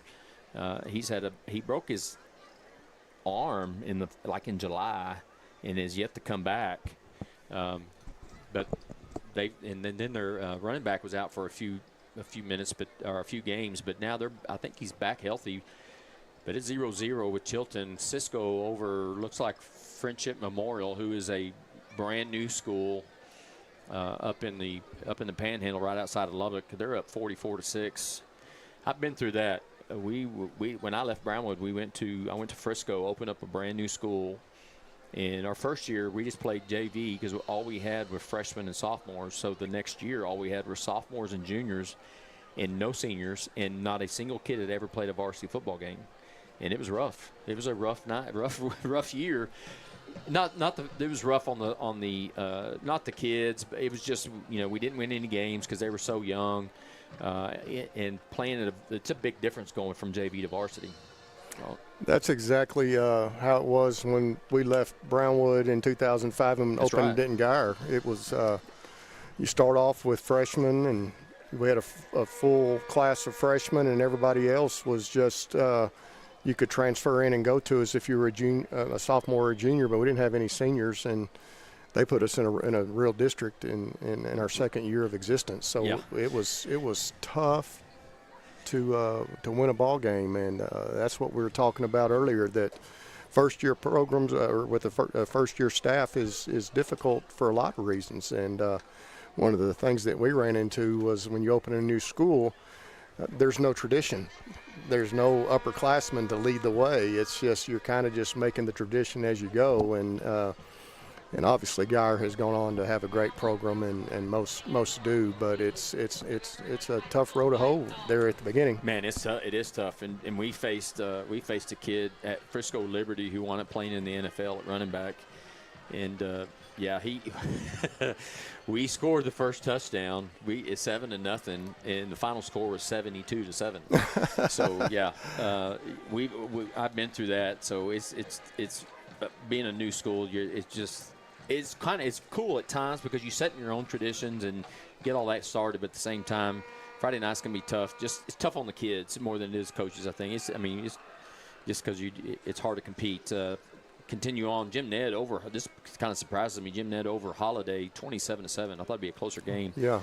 Abilene Wiley 13-10 over Legacy. I'd expect Wiley to win that game. Abilene High all over Caprock 28-0 at the half. Sweetwater and Wall early scrimmage earlier in the year, and then Wall beat Brownwood. But Wall's over Sweetwater 14-0 at the half. Collinsville is a long ways from Coleman, Texas, but they're playing the Blue Cats. I think they're meeting them halfway, 24-7. I was looking at the 6A scores a minute ago, and of course I coached in that district, but the Permian, Midland Lee, they're playing California schools this week. I think Midland's playing schools from Louisiana. They've gone out of state to play for this week. Seems like every school in the Permian Basin has decided to do that this week for some reason. When I was coaching at Permian back around 2009, 2010, we played a team from Bethel, Washington. And, and they flew down to Odessa 2 years in a row. We played them both years, and they came down to us both times. So talking about that, the reason, and nationally you'll hear, the Texas teams won't travel. Well, there's a big reason. It's not because they're scared to travel. A lot of it has to do with the rules of the game. So most states follow NFHS rules. The state of Texas follows NCAA rules, like the colleges, and so there's some differences in rules. It's kind of leveled out now, but back when I was coaching, cutting players is allowed. We could cut a defensive player because of NCAA rules, but when you play NFHS rules, you can't cut anybody, and so that was a big deal. Like, well, why would we go play you in Ohio? And when we're used to playing this way, and we got to go to you. If you want to come down and play us, because we're Texas, you want to come down and play us, you're welcome to come down and play us. But we're not traveling.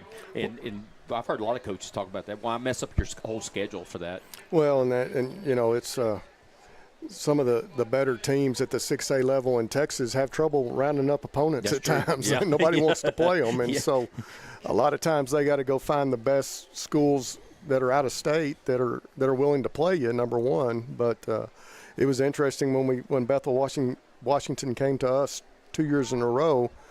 All they could talk about, because it was obviously pre-district type games, how hot it was in Texas, and especially in Odessa, Texas, in September. So, But they got to play at Ratliff, didn't they? yeah, they did. Yeah, and that's the thing. their coaches said, you know, we gave them each a gallon of water that they were required to drink every day just to be prepared for the heat. Hey, well, I'm going to tell you, I've been up there to Washington. I went with Howard Payne a couple of years ago up to, well, it was Oregon, but still the same vicinity. And, I mean, it's like 72, 74 Sure. degrees in the daytime in August. And you're thinking, oh, this is wonderful up here. You know, but it's humid, but it's not like – it still was super nice, especially for August. More scores here. Cross Plains over Sterling City, 20-13 at the half. Blanket over Throckmorton, 46-0. Brady and Ingram, Tom Moore. Wow, Ingram is over Brady, 23-7. That kind of surprises me a little bit. Clyde all over Muleshoe, 33-21 there in the second. Breckenridge and Toller, who early plays in 2 weeks. Breckenridge up on Toller, 7-6 at the half. Merkel over San Angelo TLCA, 23-6. Bangs over Colorado City, 35-0. Eastland, who is in Early's district. Eastland is playing Holly. 20-7 right now in the third. Winners 33-0 over Abilene TLCA. I was over at Abilene TLCA. They're having a rough season. They're really young, he said. Both teams back on the field, getting ready for the second half kickoff. The Indians will receive on the north end, going north to south. A little bit of a wind right now coming out of the probably southwest, I guess. Mostly a crosswind. Probably not much of a factor, not really blowing too hard. Ballinger over Stanton, 13-10 at the half. Abilene Cooper and Wichita Falls Memorial. Memorial's favored to win that district, and they're tied at 21 at the half. Gorman and Rising Star don't have a score there. May over Iredell, they're going to 45 them at the half. They're up 52-7. I picked this one too. Santa Ana, 42 and Pretty nothing. So I got that pick right. Zephyr, wow, Strawn over Zephyr, 30-6. I picked Zephyr in that one. I didn't know how good Strawn. I know they're traditionally good. I know how good they were this year. Brownwood and China Spring, 10-10 in the second quarter. So we're lined up for the kickoff. Razor is the kicker for the Longhorns. This one's going to be a short kick caught at the 30-yard line. Brought up to the 40 for the Comanche Indians. Pooch kick there, and we had great coverage. I think he only gained about 5 yards after he received the kick. That was Damon Aguilar on the return for the Indians. Okay, we need to get a big stop to open this second half. Yeah, we always talk about the first drive of the third quarter being an important drive. It kind of sets the tone for the second half. Comanche leading 27-0 here at early homecoming as we start the second half. Welch and Smith in the backfield. Buford at the slot receiver. Hand off to Smith. He's going to try to bounce it to the left. There you go. And he's swallowed up by Driscoll. This is the same formation that they started the game in, Comanche, and they kind of went to the exact same type of running plays they were doing before. Early kids did a really good job of defending at that time. We spilled the puller, and it made it bounce outside, and defense swarmed, had great pursuit, and made a great play. Driscoll's been all over the place tonight. He's playing a really good game. Twins right. Here's a quick pass on the RPO, caught by Buford on the right side. He's going to be hit immediately, short of the first down. It's going to bring up third and short for the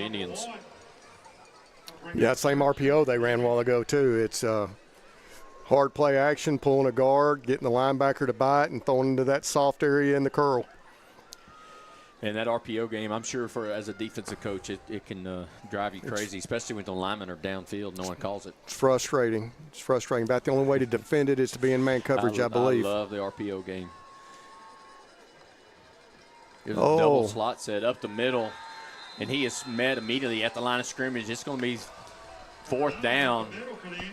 The Comanche, both guards pulled right into each other, so they had guys pulling in opposite directions. They ran into each other, and it couldn't come at a more opportune time. Man, as a former lineman, that's a terrible feeling when you run into your own player like that, because you were right, but one of you were wrong. A little bit of miscommunication. Reedy back deep for the Longhorns. Buford, the punter for the Indians. Reedy standing at his own 10-yard line.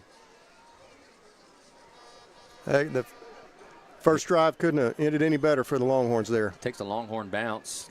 They're going to kill it at the 11-yard line, where the Longhorns will take over 1st and 10. 10 minutes ago here in the 3rd quarter, with the Comanche Indians leading 27-0 here on KOXC Live. David Jones alongside Keith Wolf trying to do the play-by-play. I appreciate you being here tonight, man. It's fun to talk to an old coach sometimes about when you're watching the game. Well, it's good to talk football and get to watch these young men compete. And, man, I'm just happy to be here. This has been great. Is it better than what you've been doing? It's better than what I've been doing. Twins left. Single backfield. Now Reedy in motion.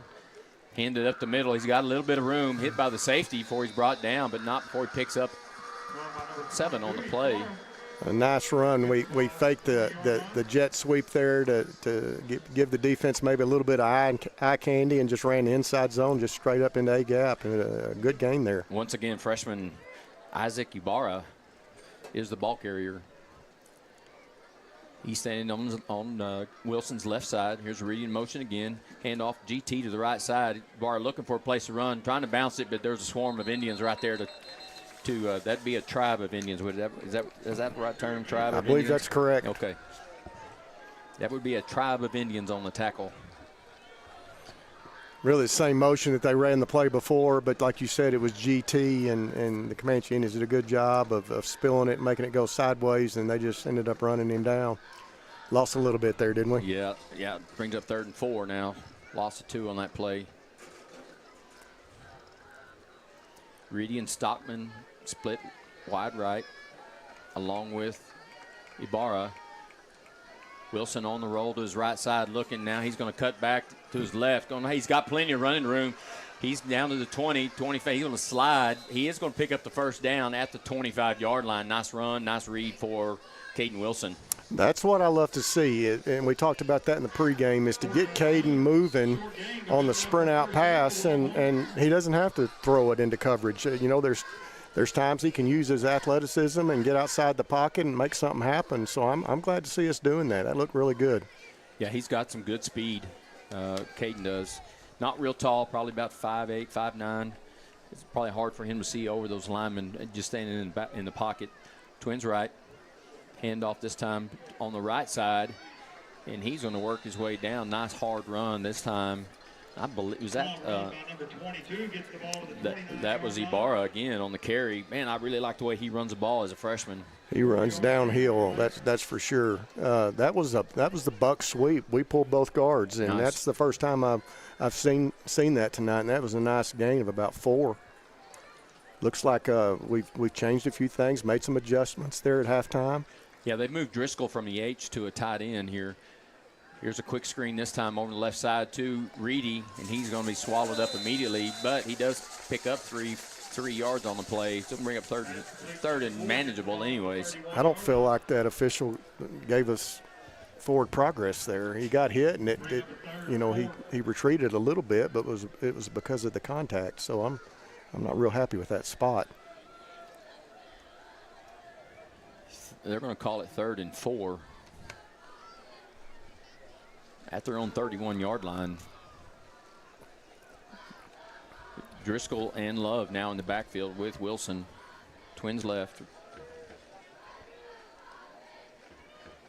They're going to hand it this time to Love, and he's going to work his way up. They're going to call it. I don't know if they got it or not. It's right at the marker if he didn't get it. It's going to be 4th down and short. They're going to call it about a half-yard short. Boy, that was a physical run. That linebacker scraped off the edge, and boy, they had a head-on collision, and our running back won that battle right there. It's close. It looks like less than a yard for the first down. You go for it. You're down 27. You got to go for it here. Ben Wilson is actually in the game now at center. He had to sit out the first half for an ejection from the last game, so that's going to help the interior also. Here's a power read. I can't tell who got it. I think Ibarra got it. He stumbled the whole way. He's not going to get the first down. Looks like they penetrated and really kind of blew the play up. Didn't give Ibarra much of a chance to get any steam going. And they lost a yard on that one. So the ball's going to go over on downs, which gives the Indians a great field position at the Longhorn 32-yard line. That was that power read play again. And you know, Caden's giving the ball there because that's what his read's telling him to do. But might have been better served to have kept that there up the middle. It's almost like it's almost like old Veer football is what they're running there. That's what it is. It's just a reverse. When you hear people talk about the power read, we started running that in 2006, and it's really just the Veer game inverted, where the back goes wide and the quarterback goes up the middle. So here's two backs handed off to Smith on the left side. Once again, the defensive line of the Longhorns have held tough. Only picks up. They're going to give him a yard and a half on that play.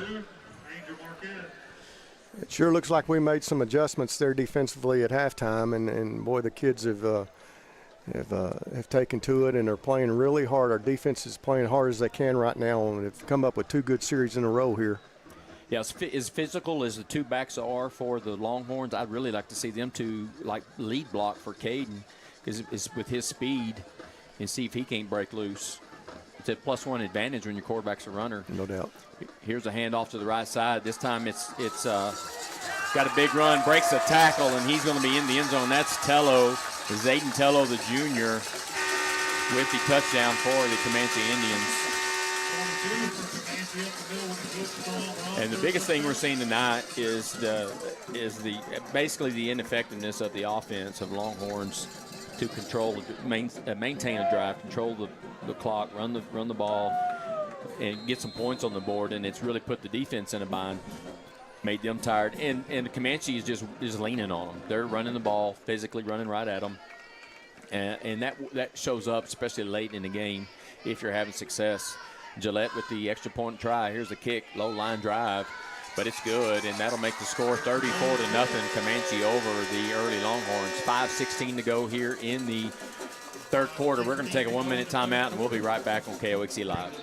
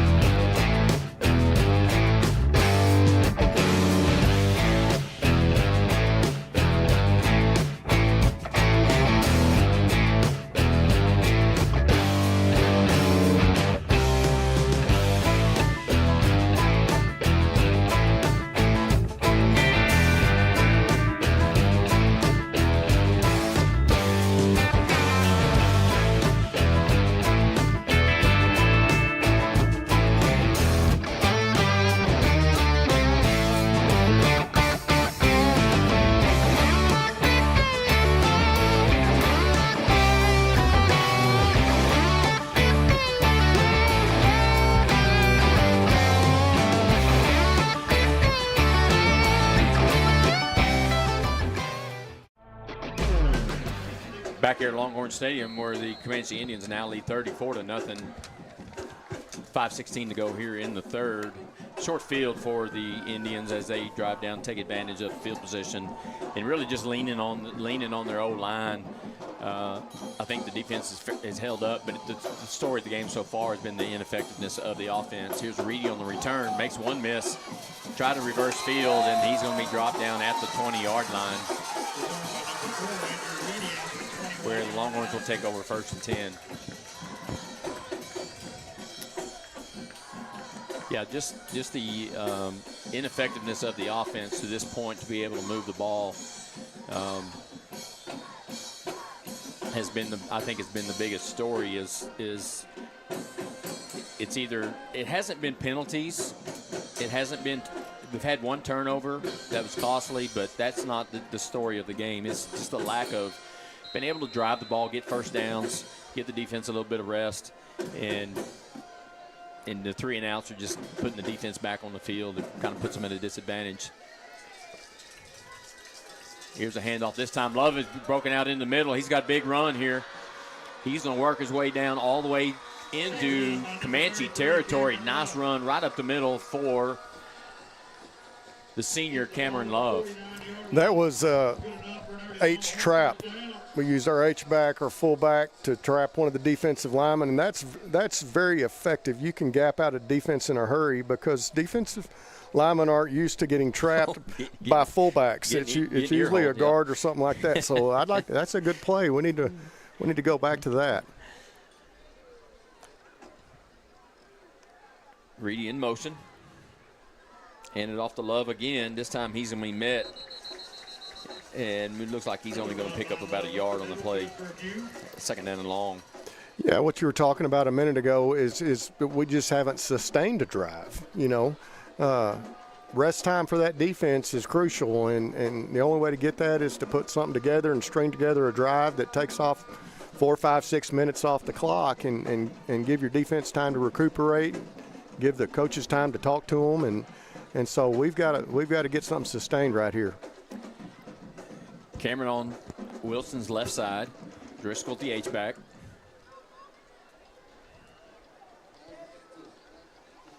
Fumble on the snap.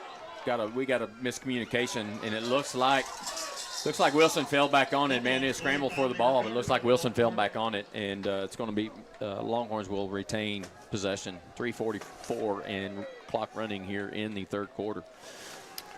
That just gets us off schedule right there. A bobbled ball back there in the exchange, and instead of 3rd and medium or short, you're sitting there with 3rd and 13 right now, which is not a lot of plays in the playbook. Not 3rd and 13. Not a lot of plays, but it gives the defense almost every option that's available. So let's roll Wilson out here and see if he can't hit a pass or run for some yards. Ball's on the left hash. We'll see what we're doing here. Reedy in motion. Caden back to pass. Going to throw it deep down the left side. It's intended. I didn't see the number. I think that was Razor. Intended for Razor on the left side, and ball was a little overthrown that time. I like that throw because only he could have caught it. I mean, he put it in position where only Razor could go get it, and just off his fingertips. Yeah, it looks like that was actually Aaron Mendoza, senior wide receiver, that was on that route. But you're right, it's actually a pretty good ball. It's either my guy's going to get it or nobody's going to get it. Here's a high punt, excellent punt right here, all the way down to the 20-yard line. Buford calls a fair catch, where the the Indians will take over 2:55. We'll stay here. Yeah, they've got to get some passing put together to complement the run. They have yet to complete, just some passes down the field or even mid-range passes. Just get something going where you can move the sticks a little bit, take some and get them out of the box. Well, he threw that. It probably didn't have enough air under it, but he was on the move when he threw it, so it makes it difficult to set your feet and to get the proper air under that ball that it needs to give the receiver time to run up underneath it. 2 in the backfield for the Indians. Quick pass on the right side, intended for Buford. That's going to be short hopped, incomplete. Look, I don't know if that was an RPO. I think it was. It was. It's weird to run an RPO hitch. I guess Reedy was playing off. That's a tough throw. I'm not a big fan of that one as an RPO. Well, if it's RPO, you should be reading a linebacker or a safety or something, and that corner's out there in man coverage. So They blocked a run play, but I don't know if I'd call it RPO or not. Yeah, really, you just don't even wave it. You're going to throw that hitch, just catch it, get your feet set, and make a good throw. Hand off up the middle this time. Once again, the Longhorn defense is there, but he bounces out, and he's out in the open down the right sidelines. I believe this is going to be, Zayton Tello on the carry. Big run for the Indians. They had him hemmed up at the line of scrimmage, and he broke free down the right sideline. Totally hemmed up. And then the running back went left, and then he went right, and it was almost like we couldn't find him in that big scrum. And then he just all of a sudden broke out the right side, and I think we had a hard time even locating where the running back was. Caden Carroll enters the game as normally he's an H-back tight end type kid in the offense of the Indians. That's where he's going to be, along with Tello in the backfield. No, that's Smith. Fumbled snap. Welch. There we go. Welch tries to make something happen, and the Longhorns are right there on it. That's Grant Stacks we brought off the left edge, and he makes a big tackle for a loss there, brings up 2nd long. It gets them off schedule. Defense continues to do some good things at times. We just need to get off the field. 1:46 to go here in the third. Clock's running. Been a fast ball game. Both teams running the ball mainly. That's right. It's not even 9 o'clock, and we're nearly in the fourth quarter. 2 backs. High snap. Handed off to Smith on the right side. Gets a little bit of room, and he's met by a swarm of Longhorns. And they're going to, I guess that would be a herd, wouldn't it? Be a herd of Longhorns? That's right. Okay, all right. Gets back to the original line of scrimmage. Maybe. Now they're going to call it 3rd and 11. Bring up a 3rd and 10 from the 34-yard line. I call it 3rd and 11. See if we can bow our neck here a little bit and get off the field once again. Well, Coach Escobar is probably thinking he's got 2 downs right here. I would think so. I don't think he's planning on punting. See if he can get half of it here. And find number 1. They're double covering him. Buford on the right side. Welch back to pass. He's looking left, got pressure, and rolled, flushed out of the pocket, going to throw it deep down the sidelines. And that's going to be intercepted down the left sidelines. He's got room to run. He's knocked out of bounds. I believe that's Caden Wilson on the interception. That's exactly what the Longhorns needed right now. Little momentum here right before the end of the third quarter. Give them something to work for. It's been all Comanche tonight. You got to come out of this game with some positives because you got 2 weeks for the next opponent, Toller, and you start district. And I do know they've got a few guys out that they count on, aren't playing tonight. Ben Wilson missed the first half. He's able to come back in the second half. He's probably the only one out there that's fresh leg. Most of these guys play both ways at this level, not uncommon. But you're talking about getting the defense off the field, even though they play both ways. But to be good at defense, it's hustle. It's hustle, and you got to play hard. And your energy can drain you quick on the defensive side, much faster than the offensive side. Because the offensive side, they know where they're going. It's about getting to your assignment more than it is just playing pure hustle football. I agree with that completely. Here's a handoff to Love. I think that was Love on the left side. Works his way up. Maybe picked up 3 on the play.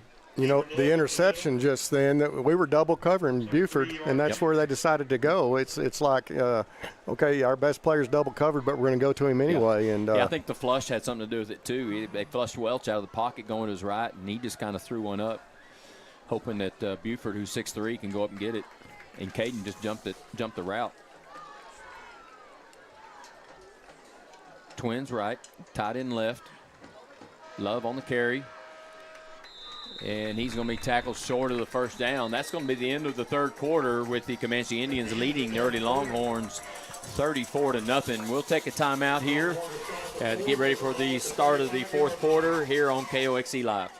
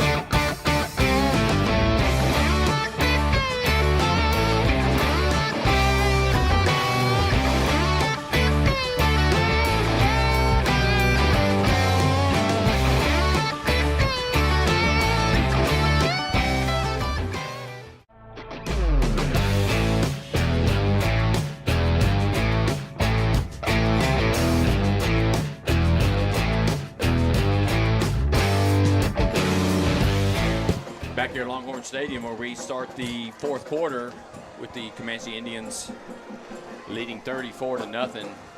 Longhorns have the ball, 3rd down and 7. I think it's more like 3rd and. The scoreboard says 7, but to me that looks like about 4.5. Yeah, they forgot to restart the clock. It's still on 0-0. Yeah, if they could put together a drive here, just find some positives offensively. Really, is the main goal now here in the fourth quarter. Get some positives, get a score, move the ball. We're checking our plays here, aren't we? Yeah, trying to get them to jump a little bit. Love still in the backfield with Driscoll at the H-back. Play clock's about to run down. Barely got it off. Gaten back to pass, going to throw it over the middle to Driscoll, intended for Driscoll, and he bobbles it and unable to bring it in. High ball, but honestly, as tall as he is, that's the best throw. That's a tough play to defend. That's H-back running vertical right up the seam, and a lot of times defenses forget about that fullback, and I've seen that play in particular be very effective many times, and Driscoll was open, and the throw was just a little bit out of his reach. I like the direction they're going offensively. That's a good play call. Yeah, he was kind of on his back foot when he made the throw. Had to throw it a little too high. Buford back for Comanche. A low, short punt. Going to take a Longhorn bounce. They're going to blow it dead at the 27-yard line where the Indians will take over. We'll say here, 11:45 to go here in the game. It's been all Comanche. And what you're seeing, I think, is a senior-heavy team versus a young sophomore. You got a freshman running back, the young team for the early Longhorns, and I think that's a big part of it. The big O-line of Comanche has really played the biggest part of the game, I believe, because Comanche hadn't really thrown the ball to beat you. They've made one long pass, and that's about it. Everything else has been just run. And eventually that just, I mean, even if they're getting 3 or 4 yards a pop, it's effective. Here's Smith on the left side. He's in the secondary, and he's going to pick up about 9. They're going to call it 9 on that play. We're starting to bring a little more run blitz type schemes here at Comanche. On that previous play, the inside backer stunted B gap and was picked up, which made for a little bit of a gain there for Comanche. 2nd down, and they're going to call it 2nd and 2. Welch. Well, if you're going to checks the play, take a little shot here, 2nd 2 is the time to do it. That's but they're going to keep the ball on the ground. Yep, it swallowed up in the backfield. Nice job there by that was Ben Wilson. I was sure. Is it a hold? It's a hold or a face mask. I couldn't see the official signal. Face mask. Yeah, somebody, one of my linemen got their hands on this because it's face mask on Comanche. Well, he changed it. It's going to go against Early, I believe. Yeah. Yep. Usually a hands to the face is what they call on the offense, and face mask on the defense is. Yeah, I didn't see it. I didn't see the face mask. It probably wasn't Ben who made the tackle. Yeah, I couldn't tell either. It was hard to. It was almost like the running back was on the ground when the penalty flag was thrown. Yeah. So maybe he was on the ground when the face mask happened. 10:58, clock running. 1st and 10 for the Indians. I guess the Indians are just going to be content just to grind it out here and keep the clock running. Hand off to Smith. And a herd of Longhorns this time on the tackle. With another run up the middle, good for a short gain. That was a really good play defensively by the whole interior front there of the Longhorns. I'm real happy to see that these kids are fighting and playing hard right now. They're getting after it, and that's good to see. Yeah, as they go into as Early goes into district, it's going to be they're probably going to lean on that defense to keep them in games and try to figure something out offensively for the Comanche. They're going to lean on that offensive line and just kind of try to wear people down. That's what they did last week to Toller also. Here's a quick pass to Buford, and he's going to be hit immediately. Tackled by Wilson, Caden Wilson, safety for the Longhorns. You know, the Longhorns have had a little tough go of it early in the season here, but they've played some really good people. Good teams. And whether you see it or not, they're maturing and they're gelling, and kids are fighting hard, coaches are coaching hard, and this program's going in the right direction, and you can see that. And I think some good things are going to happen to this group when we start district play here in a couple of weeks. Yeah, their district they've played some really tough teams. They started off with the scrimmage versus Wall, so I mean they've really scrimmaged Albany. You know, they've really had a tough non-district schedule. Here's Smith on the left side trying to get the edge, but we got a hold call. That's going to come back. They're holding. Looks like they've been holding Ben. Ben's got him a spark. He had played the first. He missed most of the second half of last week, and he's missed the first half of this week. And the senior wants to get in there and get after it.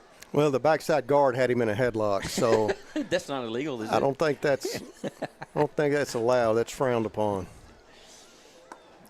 They're going to take it all the way back to the 40-yard line. That's a 15-yarder. That wasn't a hold. That wasn't a 10-yard penalty. That was a 12, 13-yard penalty. Well, I'm not sure about that mark-off, but we'll take it. 9:04 to go here in the game. It's been all Comanche tonight, 34-0. It's 3rd and 20 here. I'd like to see our secondary back up a little bit, maybe back our linebackers up a little bit. You know, we can give them 8 or 9 or 10. Welch back to pass. He's looking on the left side, throwing corner out to Buford, who's wide open. And it's good enough for a first down.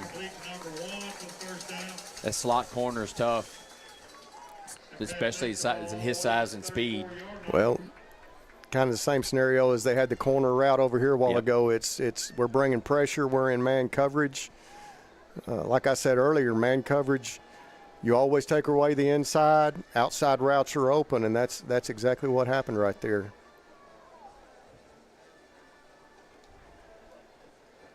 Welch checking for the play. They're just taking their time now. 8:48 to go here in the game. Big lead.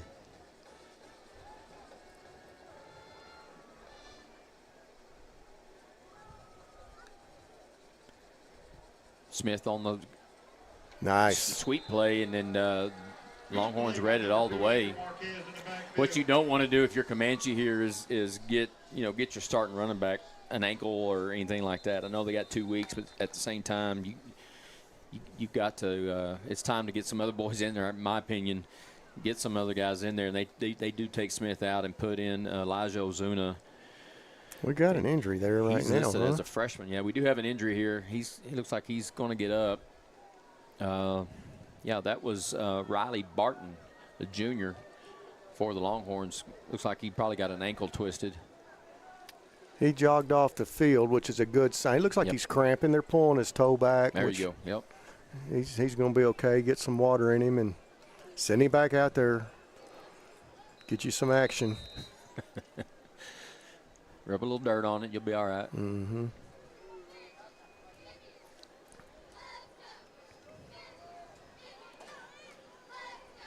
Once again, Comanche taking the time. 15 seconds on the play clock. They've got plenty of time here. Handoff on the right side. He's tripped up at the line of scrimmage for no gain. They'll bring up 3rd down and about, they're going to call it 16. Yeah, we've got, as a secondary right now in this situation, this scenario, 3rd and long, we've got to figure out a way to keep the receivers in front of us. You know, I've always told secondary guys, if they catch the ball in front of us and we come up and make a great tackle, we're going to be a great secondary. But if they get over the top of us, then we're not. So let's keep them in front of us right now and keep them short of the sticks. Welch back to pass. He's got pressure. Driscoll on the pressure. He's going to throw it as he's rolling right. It's going to be too wide, out of bounds. Bring up 4th down and long. Nice pressure by Driscoll. What an outstanding night he's had for the Longhorns defensively. Playing both sides of the ball. I don't think he's come off the field much either. No. That's where you got to give these guys credit at this level. They play both ways. A lot of the kids do. I do believe that the O-line and D-line of Comanche, they have a lot of subs that don't play both ways. So that's an advantage, whereas I know that early those D linemen, 3 of the 4 are going to play offensive line too. So it's, it does get taxing, especially towards the end of the game, kind of a gut check. Well, that's a huge advantage. It really is. Comanche's going to punt. Buford in punt formation. Reedy back deep all the way to his 10-yard line. High snap. Angle punt out of bounds away from Reedy. Well, if that wasn't Buford as the punter right there, then that would have been over his head. You're exactly right. I don't agree with that spot because they didn't. Yeah, see the White Hat's waving the ump. He spotted it at the 10, and now he's walking him up to the 20-yard line. Much better spot. That looks about right. Usually what they do is one umpire will go sidelines where he thought it went out of bounds. The White Hat is supposed to look where it goes out of bounds, and then wherever those two meet, that's where they call it as best they can. It's hard to tell, but that's a pretty accurate way of doing it. You'll see them do that a lot at all levels of the officials. They'll White Hat will look at it and they'll line them up. I think they're using trigonometry. That's why I'm not an official. There's no way. Barely passed algebra.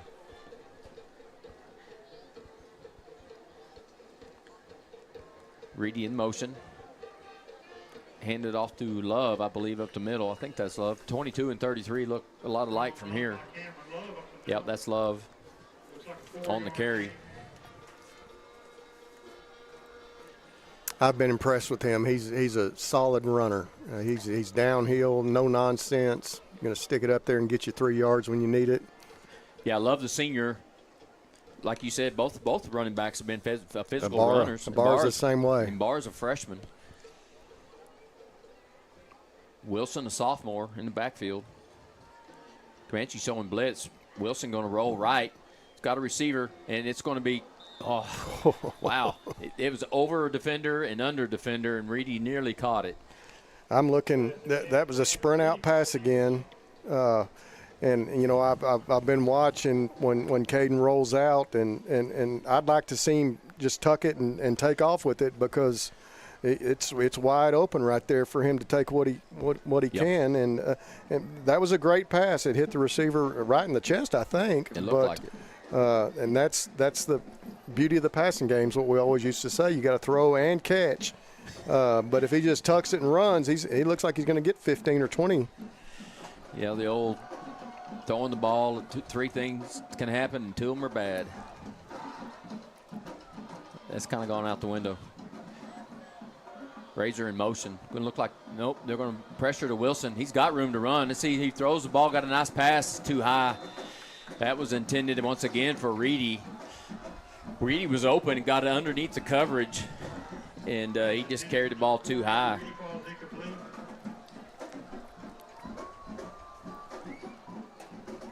Just some growing pains for the early Longhorn offense. Little outman tonight. Comanche comes in, good squad. They're only 2-2, but they've played some good folks themselves. And beat Toller last week. Came from behind to beat Toller. Toller's got a good crew over there. Brett Mauser's the defensive coordinator who coached with us a number of years. I know they're doing things the right way over there too.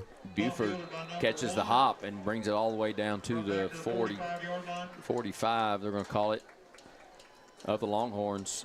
They start out in good field position. Comanche, to this point, has only scored 1 touchdown in the second half. I think that we've got some substitutes coming in on offense here for Comanche. Looks like they should be. I mean, your starters have done their job. Let the younger guys play, and it's time to get ready for district now. The rest of these guys, game's pretty much in hand. You got 6:30 to go, and you're up 34-0. Well, it's important for these guys that come in as substitutes, to get them some action and get them some playing time and some experience. Yeah.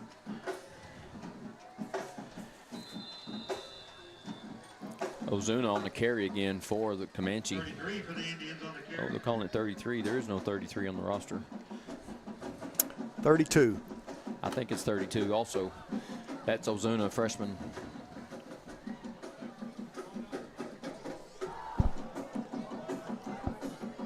Yeah, well, starting quarterback still in, but he's really just going to hand the ball off, make sure the snap is good, handoff is good. Checking at the line again. They caught us in a blitz. Let's see if we change the play defensively here. Plenty of time, only 22 seconds on the play clock, so they got plenty of time. I'm surprised they're snapping it this early, to be honest with you. Handoff up the middle, and he's going to pick up about 4 on the play. Bring a 3rd down and manageable. Yeah, they snapped the ball with 20 seconds to go on the play clock. We need to slow that down. And I used to get frustrated with our offense when we were up and trying to run the clock out, and we're snapping the ball with too much time on the play clock. Yeah, you got to get that down inside 10 at least. I used to get angry. You think? I heard it.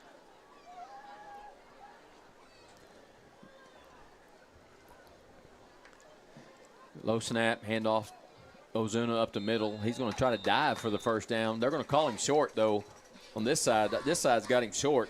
32 again up the middle for a couple. I thought he may have had it. He dove, but they may have saw his knee down. Yeah, they're going to walk it back, so it's going to be 4th down. They're going to call it 4th and about 3, it looks like. Okay, time for a big defensive stop here for the Longhorns. 4th and 2.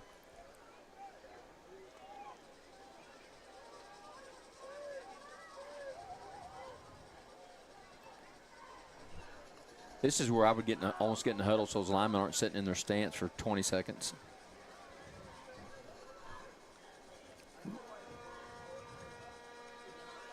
Low snap again. Ozuna on the left side working his way up, trying to get the 1st down. I think he may have got it. See the spot. He had to get to the 35 for a 1st down. They're going to spot it. They're going to spot it short.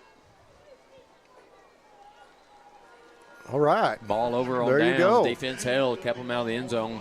Great job by the Longhorn defense. When a lot of in Comanche Early, neither one's this way, but a lot of these offenses that go so fast and no huddle, I've coached on some teams that were that way, and they always said, we can't slow down. We're trying to slow down, and I used to get frustrated with that. I said, well, try harder. You got to slow down. We can't go fast all the time. I ran an offense where we're snapping the ball about every 20 seconds. Yeah. And then we played a team that was extremely fast but small, and we huddled the whole game. Yeah. We snapped it with 5 seconds going on the clock the whole night. It gave us a chance to win. Caden back to pass, looking deep, going to throw it deep down the sideline. He had Reedy behind the defense. Oh, yeah. He comes back, and he catches it. What a great catch by Andrew Reedy. If Caden had the arm, he could have thrown it with Reedy in stride, and Reedy would have taken it in for a touchdown. It ended up being a back shoulder fade, and I don't think it was intended to be, but Reedy came back and made a great catch. Defender was hanging all over him. Like I said, I've watched him for 3 years, and just a great football player. Here's a handoff on the left side. Runs into his own lineman, bounces it out. Now he's going to work it back to the middle. That's a great run for Ibarra. Pretty heads-up run for a freshman, to be honest with you. Smacked right into the middle of the lower back of number 64 there, and then bounced outside, and he was off to the races. That was Will Speck he ran in the back of. And then he made something happen. See if they can go down and punch it in here. Well, I would love to see it. We need to get some points on the board. 3 minutes to go in the game. Driscoll at the tight end set. Quick pass to Reedy on the right side out of the screen. Tries to make one miss. He does. Jumps over another one. Works his way down the sidelines. Just an athletic move and run for Andrew Reedy. I thought he got in. He must have stepped out on the far sideline. It's hard for us to see from right here, but obviously he did. They've marked it at the 5. Yep. First and goal. They bring their starters back in. Sometimes the ego gets the best of you. You put a starter in, he turns an ankle, man. You'll be kicking yourself the rest of the year. Yeah, they're trying to keep the shutout. What they're trying to do. They must have substituted 8 or 9 kids right there. That's the rivalry. That's the rivalry part of this game. We want the shutouts. That's what they're saying. Let's go punch it in anyway. Reedy on the pass, going to throw. He had a receiver over the middle. That was Daryl Watkins, the intended receiver, and right through his hands on the inside slant. Just a bullet by Wilson. Nice throw. It was right on the money. All right, so and Daryl Watkins, a senior, came out. Hadn't played a whole lot of football. Good-looking kid. He's about 6'2". Kind of a power set now. 2 in the backfield. Caden's going to carry the ball. I like to see this. I'd like to see more of this, actually. Caden works his way down. They're going to call him dead at about the 3-yard line. Just a power run with the quarterback. I like it. +1 anytime the quarterback runs. See if we can't punch it in here against their starters at that, too. But it's about executing an offense. They got a long pass. They've been able to run the ball effectively. They just haven't been able to throw it effectively tonight. And it looks like Early's going to call it. Oh, it's a 2-minute timeout. We have that now at the UIL level. 2-minute timeout here at the end of the game. We're going to take a timeout with them. We'll be back in 1 minute here on KOXE Live.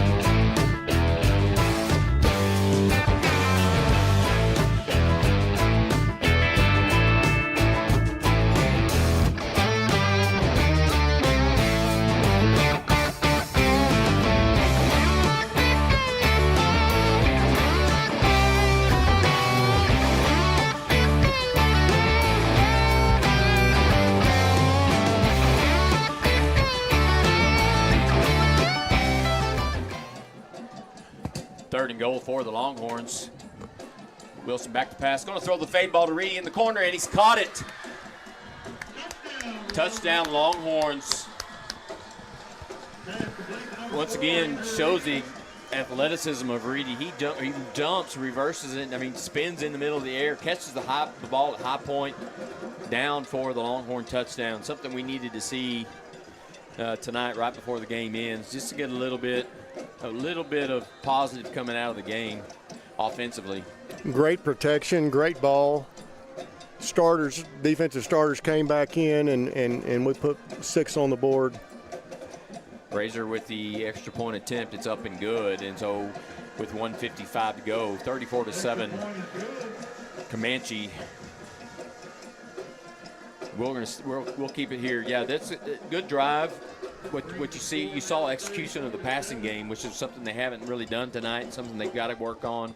And it's not just, throwing. Not that I'm being critical of the coaching staff in practice, but you've got to be able to throw it as live as you can get it, where there's pressure, where Caden has to have a lineman in front, a rush in front, and get the ball to his intended targets. Well, I like that because he's catch and throw on those balls right there. Yep. Those last couple, it was catch, throw. Yep. It's a timing pass concept, and great location in that ball. He just threw it where only Reedy could catch it, and I love to see that. Just timing, great rhythm, lay the ball up there, let the receiver go make a play.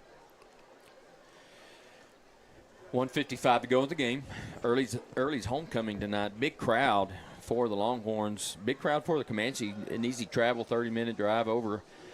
Both these teams have known each other forever, and long-time rivalry between these two communities. Razor, the kicker for the Longhorns. I assume he'd kick it deep. He may try to onside it. I don't know. It's Comanche's prepared for the onside. They are prepared for the onside. It's going to be just a pooch kick. Fair catch indicated at the 29, where they'll take over. Aguilar, the fair catch for the Indians. They'll try to run the clock out here. It all depends on if Early wants to use the timeouts. If they do, they can try to get the ball back.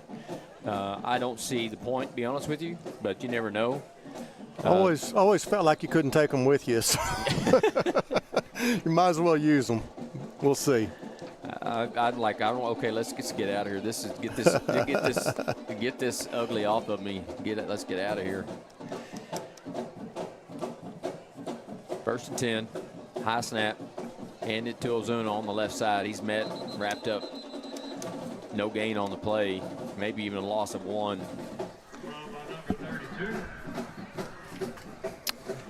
Man, I wouldn't even get to the line of scrimmage. I would practice some type of what we called it a sugar huddle, and we're just going to stand about 5 yards from the ball, and then we're going to call the play when it's like 10 seconds to go. Otherwise, your linemen are sitting there in their stance for 30 seconds. They're in their stance, and there's 27 seconds on the play clock. Yeah, we sugar huddle, what we call a sugar, 5 yards from.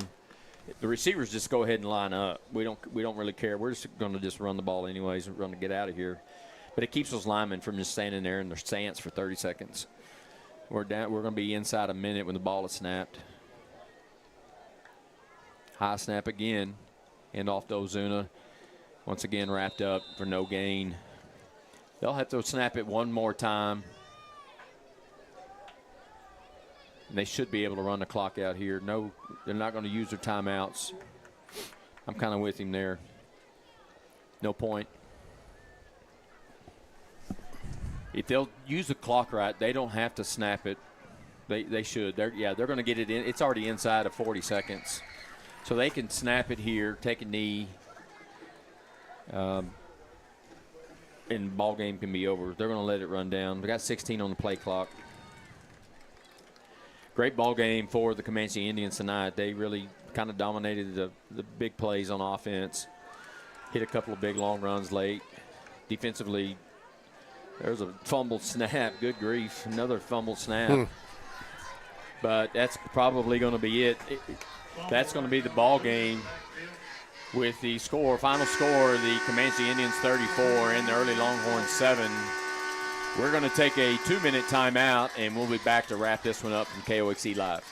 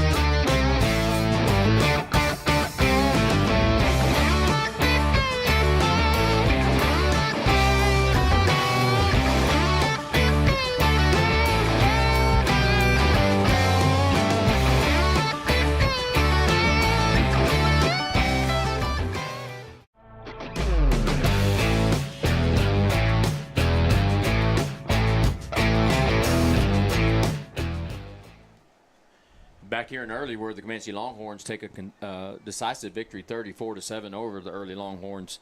Both teams come into tonight getting ready for their final district warm-ups, really what this is. They start district in 2 weeks.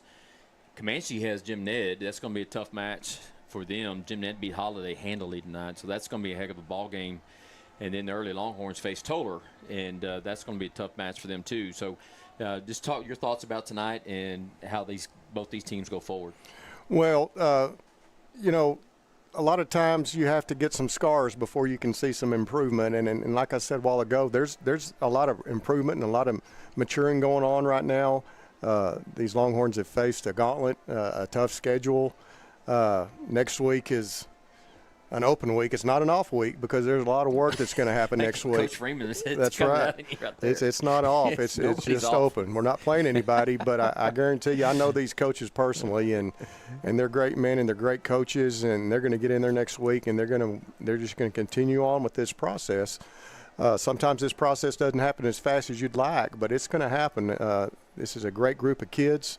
They're a bunch of fighters. They're high-character kids. These coaches are great. I've coached with them personally, and this program's in great hands. And I expect nothing but great things from the Longhorns moving forward in district. Yeah, they've like you said, a young team, and you've got to get those calluses developed, and that's going to happen for them, especially with the non-district schedule that they played. And then Comanche had a tough non-district schedule themselves, and then they got to open up in a brutal district with Jim Ned and Clyde and Sweetwater, and that's a tough district for them also. So we're going to look forward to both teams as they hit the district play in 2 weeks. We'll be back again later on this year for KOXC Live. David, I appreciate you coming along. I hope we get to do it again. It was a lot of fun, yeah, and we can share some more stories, our war stories that we've had over the years. But for David and Gabby and Dee behind the scenes, they really do all the work, and we just sit here and talk. And we thank everybody that's a sponsor here at KOXC Live, and we will see you again next time. Good night.